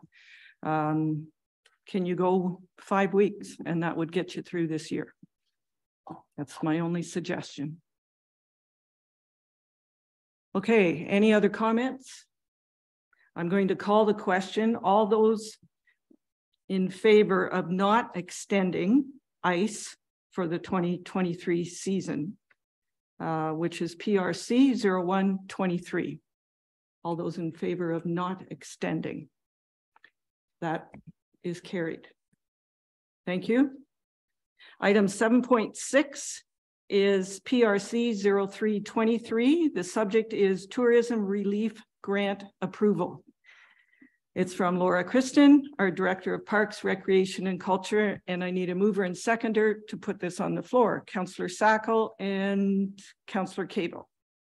Laura? Thank you, Your Worship. This report, tourism relief grant approval, is pages 29 to 30 in the electronic version of your council package. So the Tourism Relief Fund is delivered by Federal Economic Development Agency for Southern Ontario, and it provides funding to create a new or enhance an existing tourism experience or product to attract local and domestic visitors. And in the fall, the department applied to this grant, seeking funding towards our outdoor skating rink, to enhance our outdoor skating rink. Confirmation was received January the 18th that provided approval for that funding of to $11,254 towards enhancement of the existing ice rink. There are a number of costs that we have already incurred for the outdoor skating rink that are not able to be applied directly to this funding based on their window of period. So we didn't know we were going to be getting approval. And so so there has been a good portion of the outdoor ice rink that has been approved by council through the notice of motion last year and the staff report that followed. So the enhancements will include matting for players or participants to get to the ice, as well as some enhancements to the rink as well. So we're going to make it even better than we had originally planned with this funding. So the one mention too with this funding is they have not made their announcement yet publicly. So at this point, we do have permission. We are required in order to get, we need to get the council to approve entering into a contract. But we're not at this point to be releasing a press release or any marketing. So we're not going to shout it from the rooftops. But certainly this portion of our public announcement is required in order to receive the funding, which is why we've brought it forward this evening. So the recommendation is that PRC report 0323 Tourism Relief Grant be received and that the mayor and CAO be authorized to enter into an agreement with the Federal Economic Development Agency for Southern Ontario in order to receive this funding. Thanks, Laura. Any comments or questions? Councillor Hudson? Laura, do you have any expectation as to, I know the weather is very dependent up and down. It's looking great. Your staff is doing a really wonderful job. Any expectation as to when it may open that people will find out about it? I'm going to give you a very loose answer. So the plan was, so we started on Tuesday of last week. The temperatures finally were perfect for that. We have been building ice since then. Tonight is actually our training for our volunteers. So that had to happen in order for us to be able to use our hybrid model where our volunteers will be providing the flooding as well as the shoveling, some of the maintenance. So our training is proposed for tonight. Starting tomorrow, it's 6 degrees and rain. It was our goal to be open, ideally this week, but based on current conditions and the future forecast, it is likely going to be delayed further. Thanks, Laura. Any other comments or Councillor Sacco? I drove by today, Laura. I'm sorry, Your Worship. Thank you. And it looked great. I saw the fencing you've put up and the big sign that says closed. So when it's open, there'll be another big sign saying open, will there? So it'll be on a day-to-day basis. And who makes that decision, whether it's open or closed? Staff will be making that decision Okay. with the consultation of our lead hands and volunteers as well. And yes, correct. That is the plan, that there will be, in fact, it's the other side of the sign. We'll flip it over and it will be open.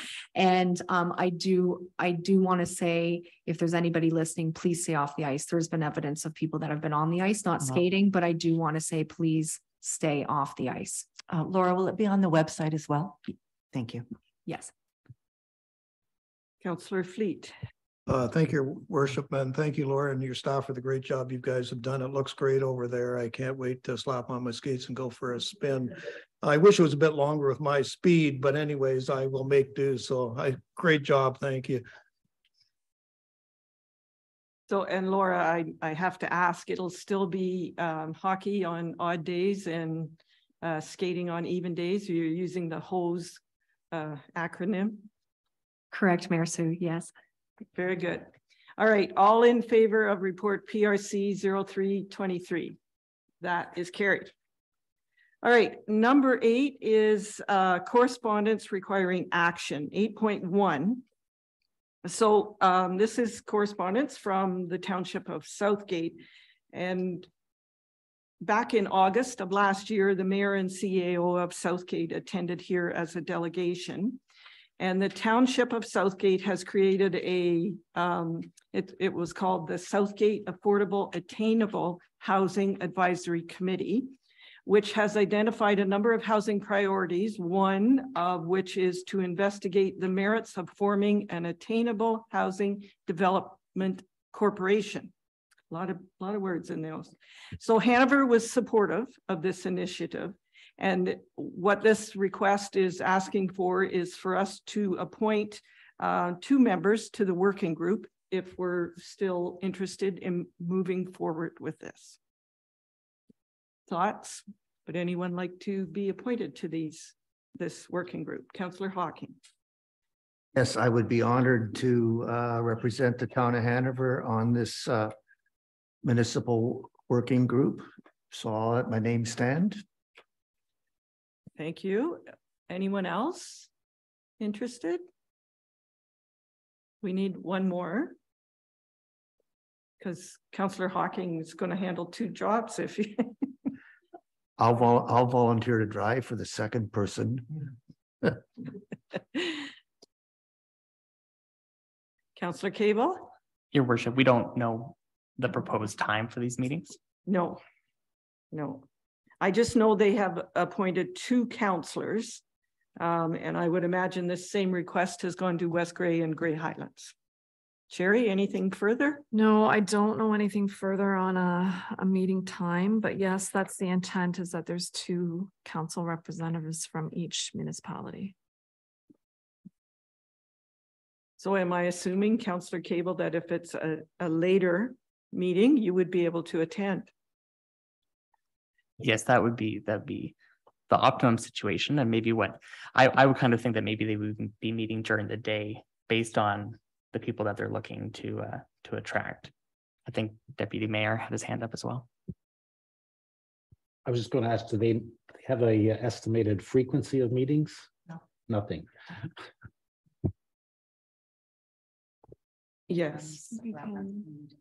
When the terms of reference are developed, that will be discussed at that time, right? How often and just what it's all about. And again, whether you move forward with it, because there is a cost to this and it has to be in your budget. So Sherry? Through you, your worship, there is a working group terms of reference draft, and it just speaks to, we'll meet monthly or as determined by the committee at a date to be determined by the members. Meetings may be held in person with locations rotated or virtually as decided by the members.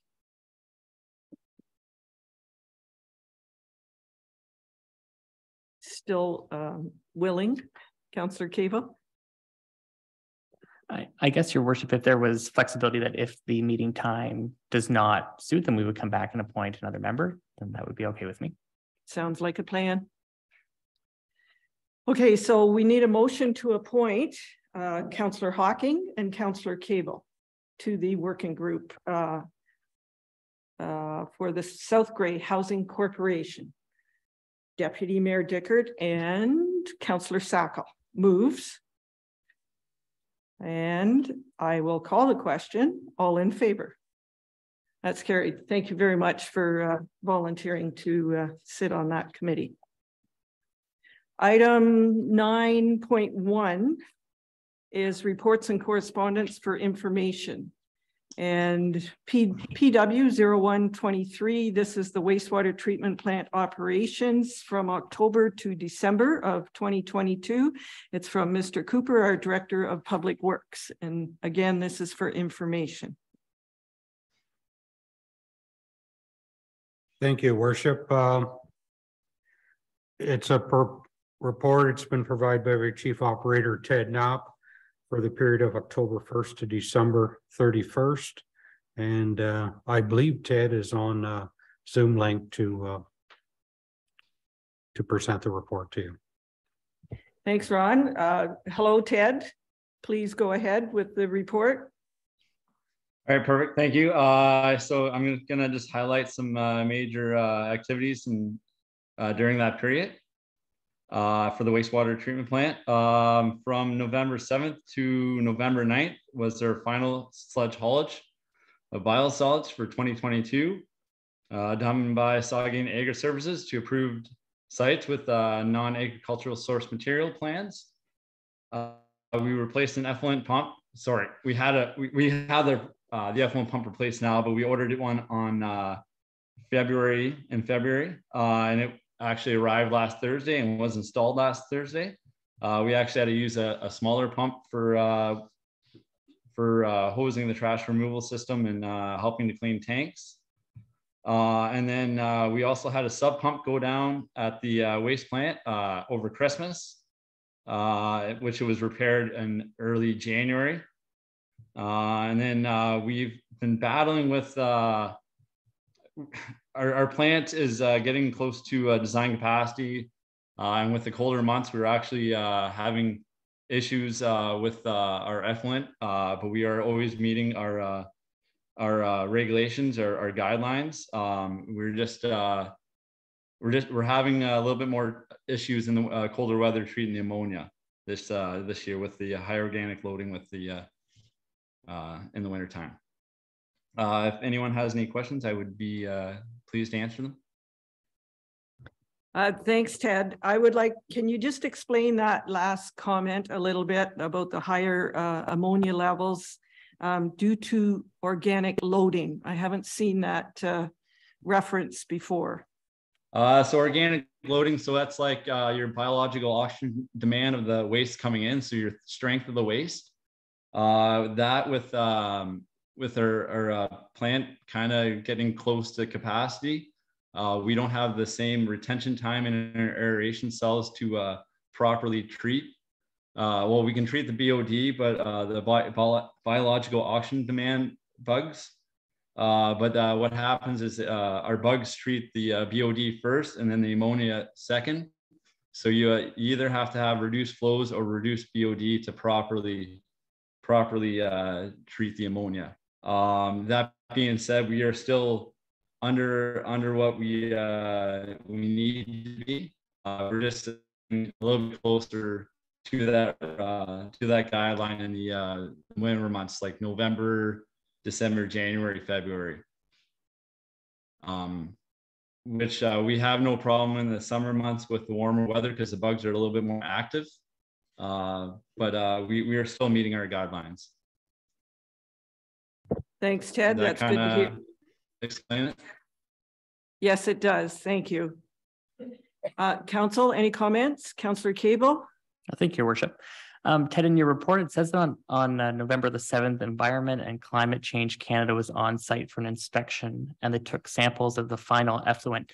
Do we get a report back from Environment and Climate Change Canada regarding that inspection? We have not yet. I know that when they came to do an inspection, that was the first federal inspection I've ever taken part in. They told us that they're very backed up because they were doing basically all the plants in Ontario. So I kind of assume that they'll be a little slow with getting the results back to us. Okay, excellent. Thank you. And also, could you just clarify when we talk about the final effluent? So that's like the final liquid that is coming out of the plant. Is that correct?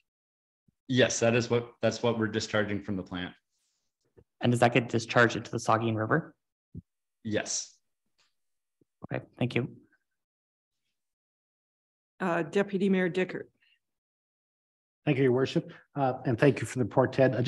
You had mentioned, or somewhere in the report, it said there was 3 broken locks repaired. Was that just wear and tear on the locks, or was there an attempt to get into the buildings or something like that? Just curious what was driving that. No, they're just worn out locks that were replaced. And Ted, I'm glad to see your call outs are hardly are way down for the wastewater treatment plant. That's good to see. Any other comments or questions? I'll call the question. All in favor of PW 0123. That is carried. Thanks, Ted.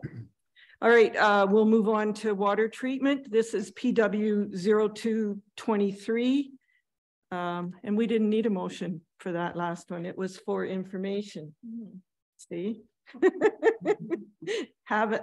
Okay, 9.2. This is for information. PW 0223. This is the water treatment plant operations report. It's from Mr. Cooper, our Director of Public Works. Thank you, Worship. This is a quarterly report from October 1st to December 31st of 2022.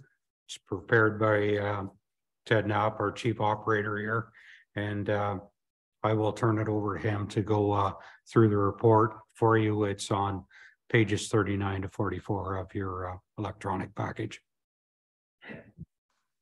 Thanks, Ron. Yeah, so this is for the water treatment plant from October 1st to December 31st, 2022. Some of the major highlights of some activities during that period. Well number 1 was offline from November 7th to December 19th for international water supply to complete a rehabilitation involving removing the pump, cleaning the screen, replacing the bowl assembly, which we actually had a spare pump or bowl to install, so we weren't down so long. Our taste and odor system to treat the musty smell during the warmer Rural Lake temperatures was activated from May 31st, and then it was taken offline at January 10th. Microsystem weekly sampling from May 31st to October 31st. That was our last sample. We only have to do that in the warmer weather months, but all the test results came in below detection limits, and that's an indicator for blue-green algae. And then our ultraviolet analyzer is currently, well, it was currently being rebuilt. Actually, we just reinstalled it this morning. And it helps calculate our UV dosage to maintain plant compliance. I would be happy to answer any questions. Thanks, Ted. Council, any comments or questions? There are none. Oh, wait, there's one. I was going to say it was all on the wastewater, but Councillor Hudson. Thank you, Your Worship. Sorry, I just had to think about that one because we did have, I had brought up the UV thing before and wondered if we had to do a replacement. And now we're saying that it's being rebuilt. So that problem is now solved. Is that correct? Sorry, that's not our whole UV system. That is just our UVT analyzer. So all that is doing is analyzing the water to make just to see how clear it is, basically it helps calculate the UV dose. So that's a rather small part of our UV system. That being said, we do maintenance on our UV system. We actually get an outside contractor in to maintain our UV system. They come in twice a year to replace like O-rings and fill up gel and to make sure everything's working properly, because it is a very important and very expensive system. So we do have to keep on top of it to make sure it's working properly. Great, thank you so much. Any other comments or questions? Okay, thanks, Ted. And I think it'll help council when we have a tour, either in the spring or early summer of both plants, wastewater and water treatment. So, okay, 9.3 is report PRC 02-23. It's about Family Day on February 20th, and it's from Laura Kristen, our Director of Parks, Recreation and Culture. Laura? Thank you, Your Worship. The Family Day report can be found on pages 45 through 46 in your electronic council package.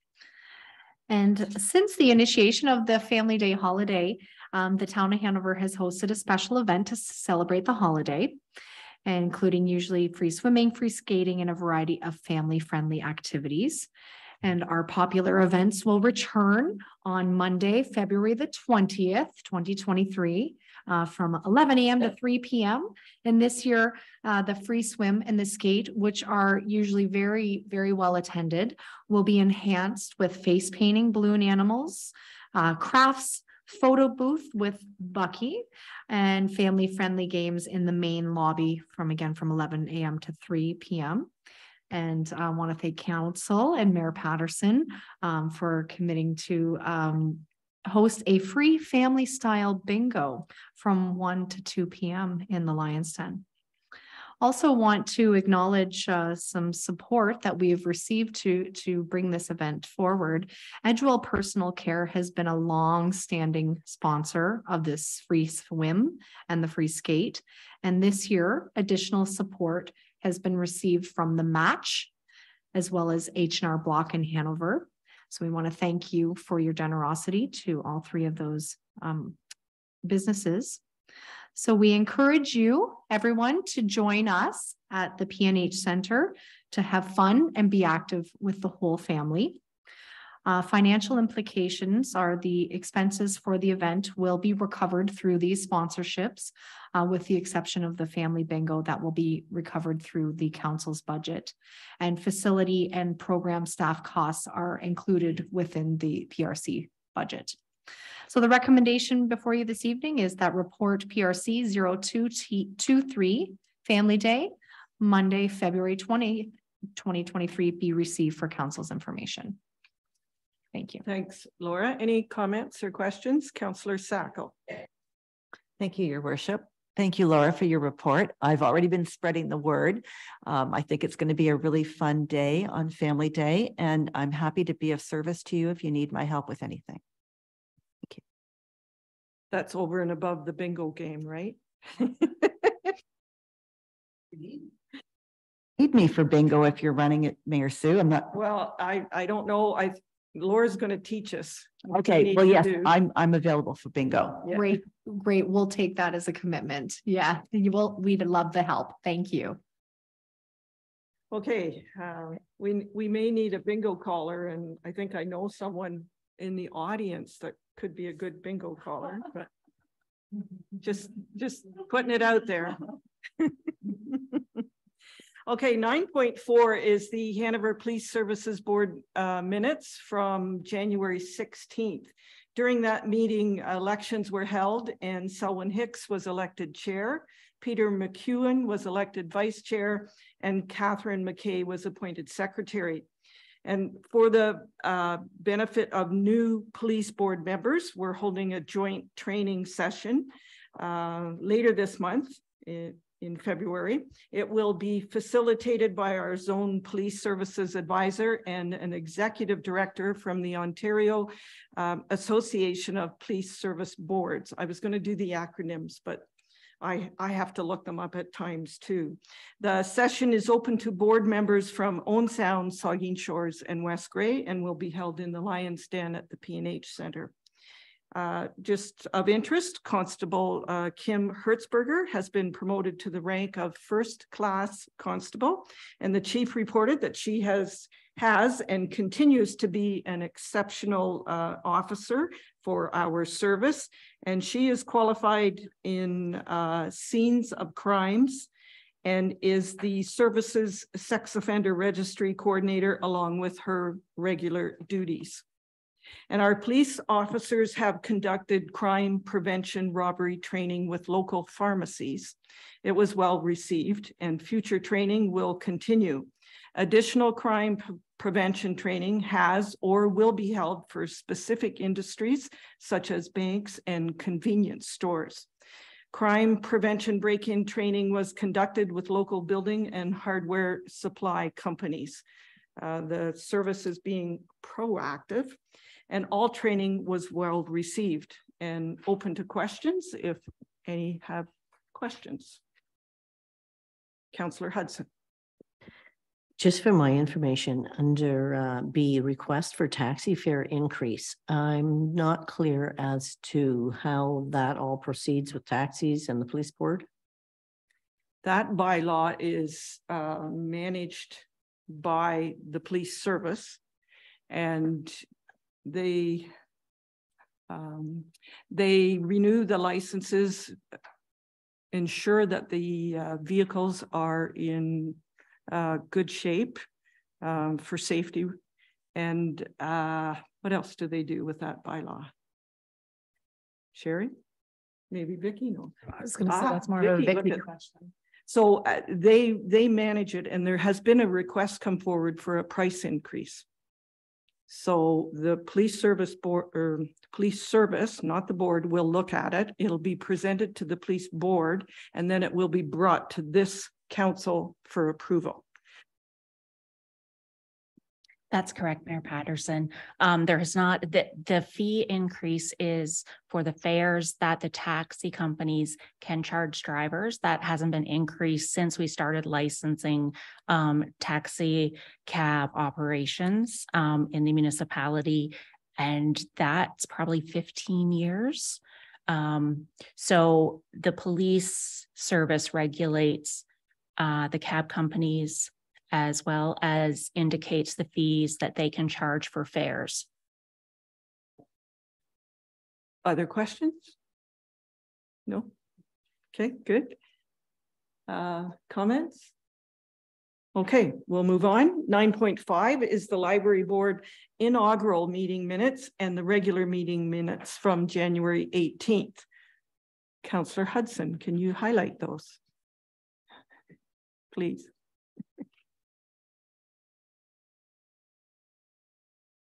Sorry, I was stuck back on taxi fares for a minute there.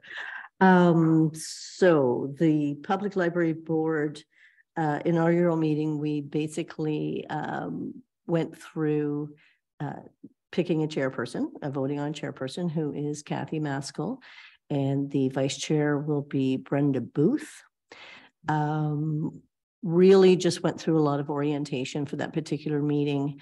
And then just this past Saturday, we had a meeting with 5 of us, and then did a virtual meeting about the Ontario Library Association and different forms of governance,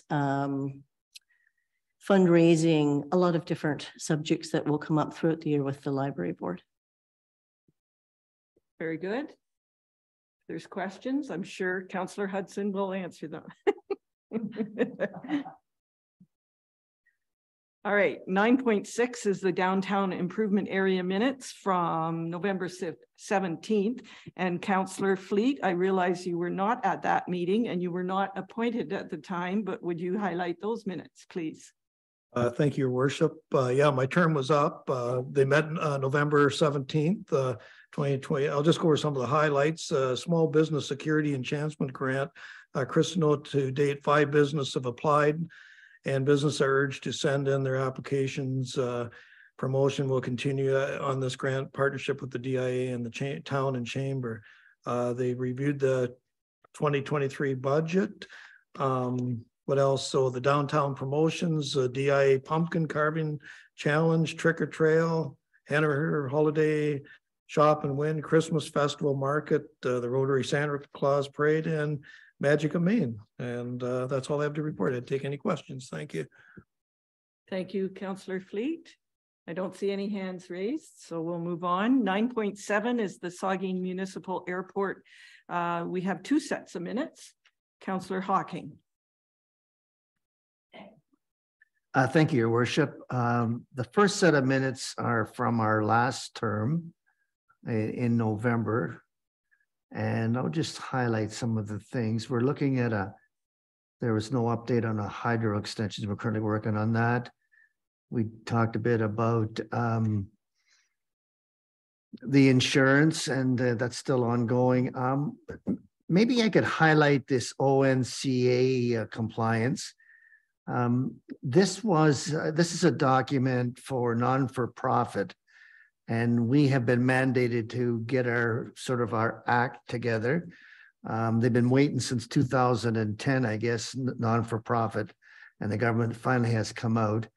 A lawyer was hired last year from Paran Law, and rather than pass the document at the commission and then send it off to municipalities, the suggestion was that we let the municipalities have a sort of a kick at the can, if I may use that.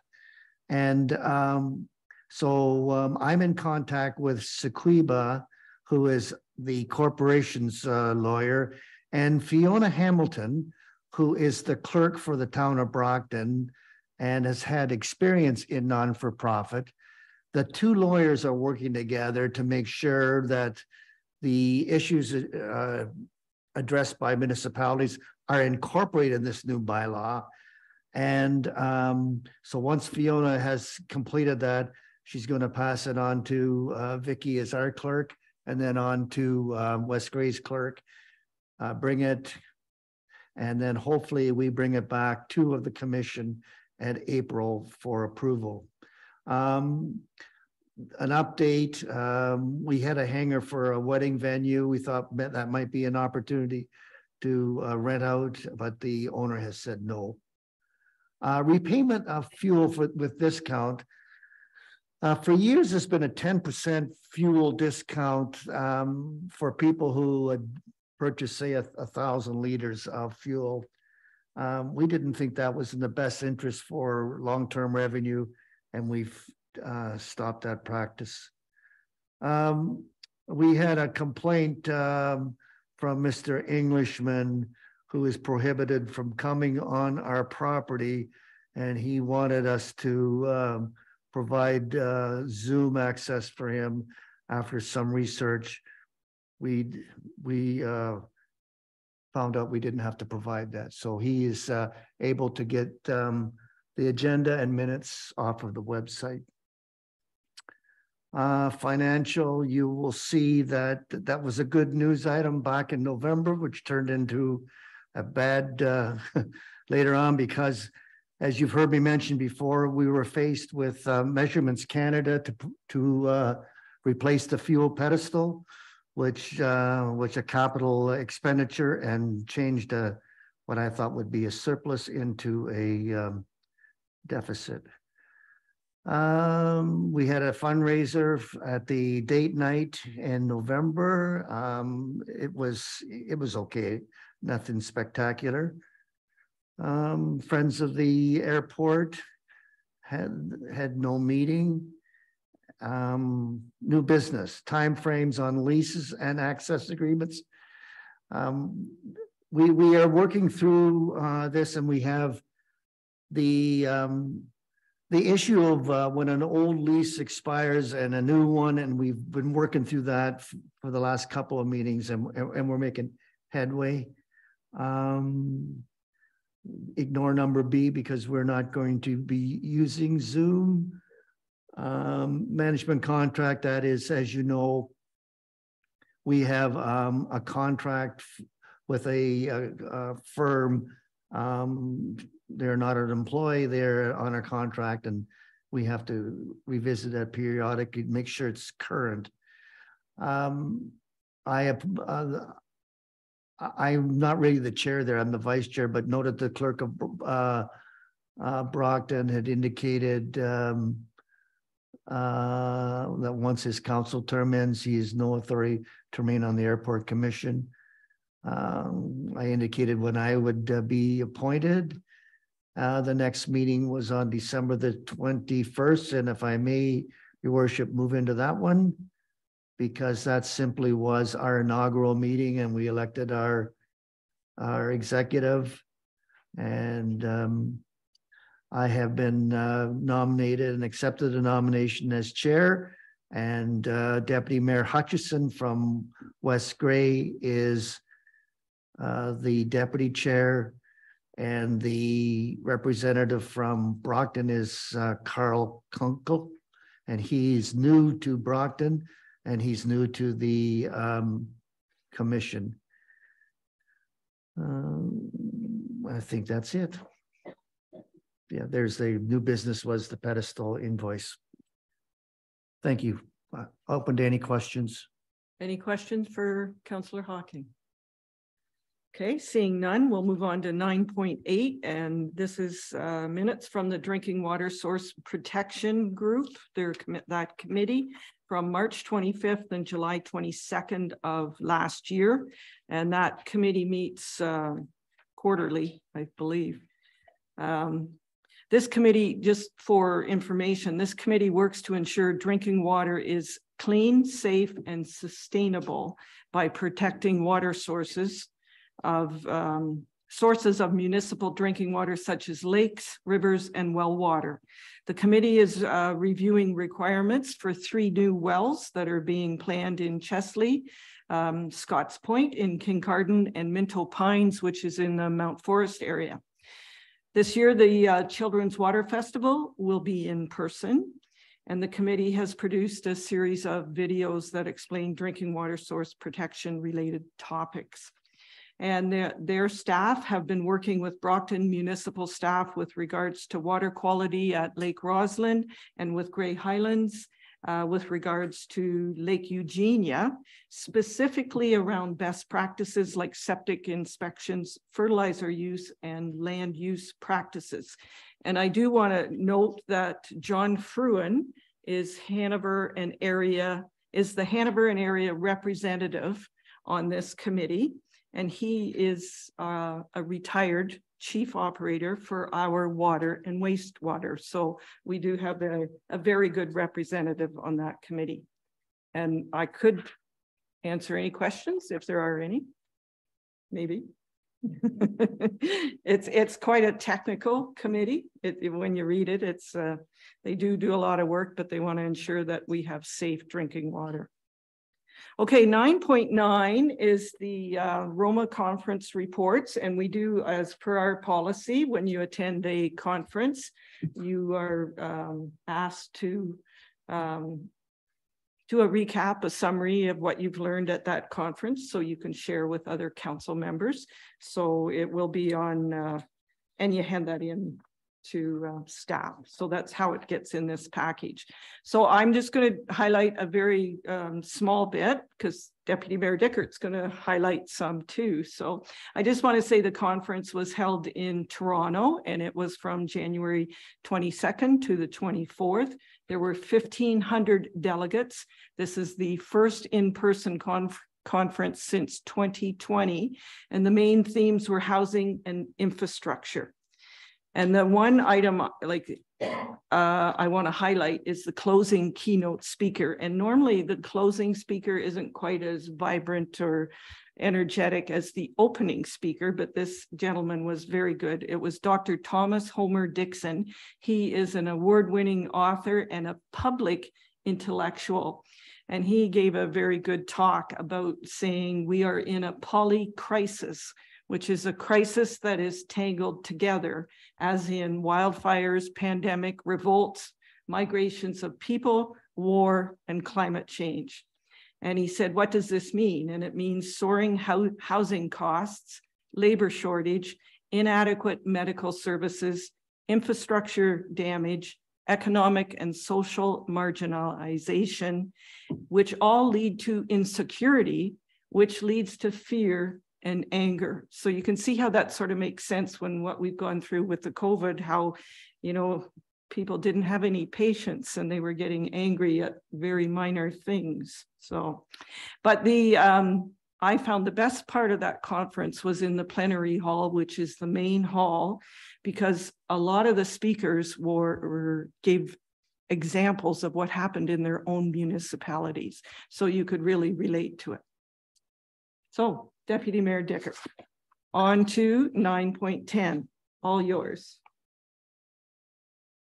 Thank you, Your Worship. And just to echo Mayor Patterson's comments, it was a big conference, 1,500 people, and it was very busy and lots of opportunity to learn.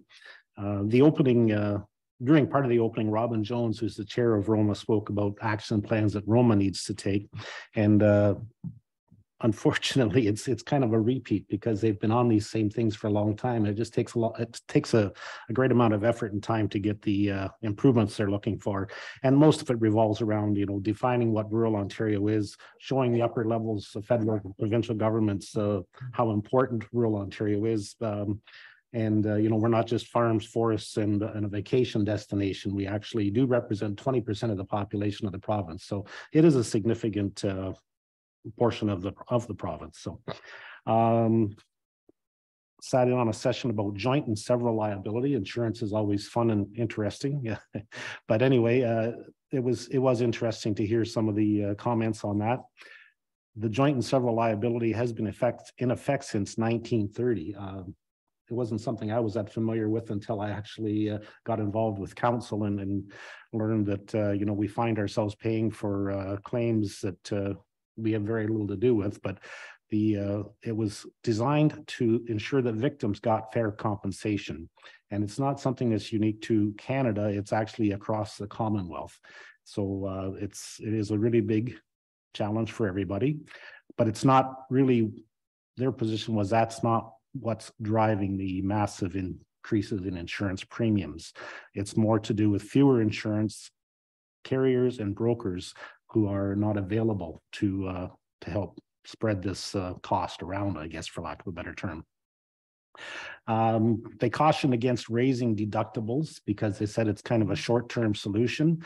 When you raise your deductibles too high, it actually hits your local budget in 3 to 5 years. So what might look like a good thing to do right now is going to really take a shot at you in about 3 to 5 years, because that's typically how long it takes for some of these settlements to go through the courts and for them to actually find what the costs will be. Cyber insurance, as we've all heard, is becoming very difficult to get, and we are fortunate that we have the programs in place here that still have insurance companies willing to take us on. And there was they talked about pooling, and pooling is it offers unique coverage for municipalities. There's about 93,000 tax jurisdictions in the USA, and about 90% of those jurisdictions use pooling as their insurance, as their method of insurance. It eliminates the need to have specific insurance for cyber and liability and all those different things, because it's just a cooperative between all of those municipalities to help each other out in times of need. I sat in on a Blue Box transition seminar, and I think we're in pretty good shape with our program going forward. We have until 2025 until we actually get into this new program, but they're certainly optimistic that it will see improvements in the recycling levels. Right now, it's about 30%. And one of the things that's causing some of that problem is different municipalities accept different products, and it just creates massive confusion across the piece. You end up with contaminated recyclables, and nobody wins at that. So hopefully, if we get it across the province, everybody will be on the same page, and the producers will actually be charged for the tonnage that they produce. So that's what's going to fund this program, and we need to get on board and figure out how we're going to have this collected. I think, it's in good hands, and we have some time to come up with that yet, but that's certainly on the agenda. The new program will include all types of residences, single family, multifamily, condos. So there are some areas in town here who haven't had municipal collection for the Blue Box, but they will be part of that program going forward. And part of the same seminar, they talked about organic waste, which is something we've talked about here as well. And it was the community of Dysart, Ontario, that was the presenter there. And they estimate between 30 and 50% of the product coming into their landfill site is organic. And so there's lots of opportunity there if you can divert that. In the closing program, we had a presentation on rural housing and a website that developers can go to and identify potential development sites, gives details on existing and future housing stock. And then there was the homelessness in rural Ontario panel. And that was like the session that I found the most interesting. There was 4 presenters, 4 on the panel, and they were from rural Ontario, Northern Ontario, and it was a very informative session, and it was actually available to watch on TVO. And I did send a link out, and I know that I've heard from a couple of you that you did watch that TVO presentation, and I said it was quite an eye-opening experience, and interesting to hear the different perspectives of what's causing some of the housing shortage, and why and what might or might not be able to be done to correct it. So all in all, a very good experience, and it was very busy, and I thank everyone for the opportunity to go there. Thank you, Deputy Mayor. Any comments or questions? Councillor Hudson. Thank you, Your Worship. I'm just wondering, is it possible for that particular link to be provided for the viewing public to perhaps watch that video as well? Because it was excellent, and it just gives a little better perspective. The clerk says, yes, we can. Thank you very much. So I will ask those. So on the website somewhere, you will, would it be on the header or farther in? We could potentially put a news item on our header that with that link to it to view for information on Ontario's situation. We could also share it on our social media, the link on our social media sites. Very good. Okay, Councillor Hocking. Thank you, Your Worship. I too watched it, and it's It was excellent, and I did it even without being prompted from Deputy Mayor, but Steve Bacon is a great interviewer. I just want to make a comment on homelessness, which I found quite interesting. I was watching CKCO TV last week. They have a tent city down there, and I don't know whether you're aware of this, but the judge ruled that based on the fact that they didn't have a place for those people to go, that there's no way that the city could move in and remove them from the tent city. They said at that point on the newscast that this decision will have far-reaching results across the province. So it was quite interesting to hear that comment. I too have been following that. So Councillor Sacco. Since you're on the topic of homelessness, I'm wondering, do we have anywhere in Hanover where we can drop off particular items for the homeless? Whether it's, for instance, I know I have a used winter apparel, bib, pants, coat that would be very warm. And I'm just wondering, like, I know in Collingwood they have out of the cold programs. Do we have anything like that in Hanover at all? Salvation Army, I would think. So if we become aware of others, we'll let you know. Right, because my question would be, if I went to the Salvation Army, would that get to the homeless? I'm not sure that it would.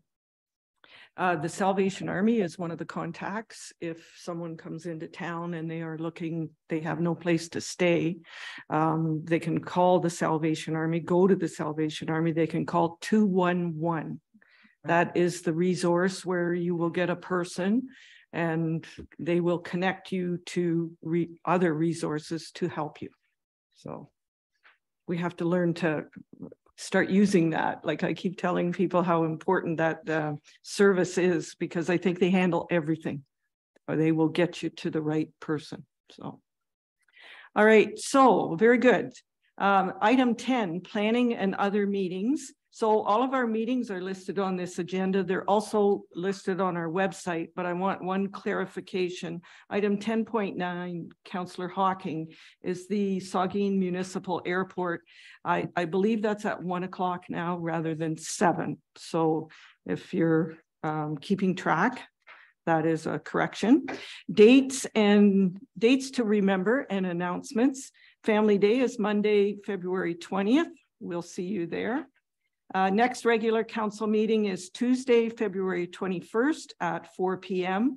The next committee of the whole meeting is Monday, March 6th at 4 p.m. And at this time, I will ask if there's any notices of motion. 1 second. We do not have a closed meeting. And I see there's one question. Councillor Hudson. Just wondering, with these other meetings, age-friendly committee, cultural roundtable, are they open to the public as well? All of our meetings are all open. Of them are open to the public? Public, yes. Thank you. Unless they have a closed meeting within that meeting. So, okay, one final motion, and that is to adjourn at 6:23. I need a mover and a seconder. Councillor Fleet and Councillor Hudson. All in favor? That is carried. Thank you very much, everyone.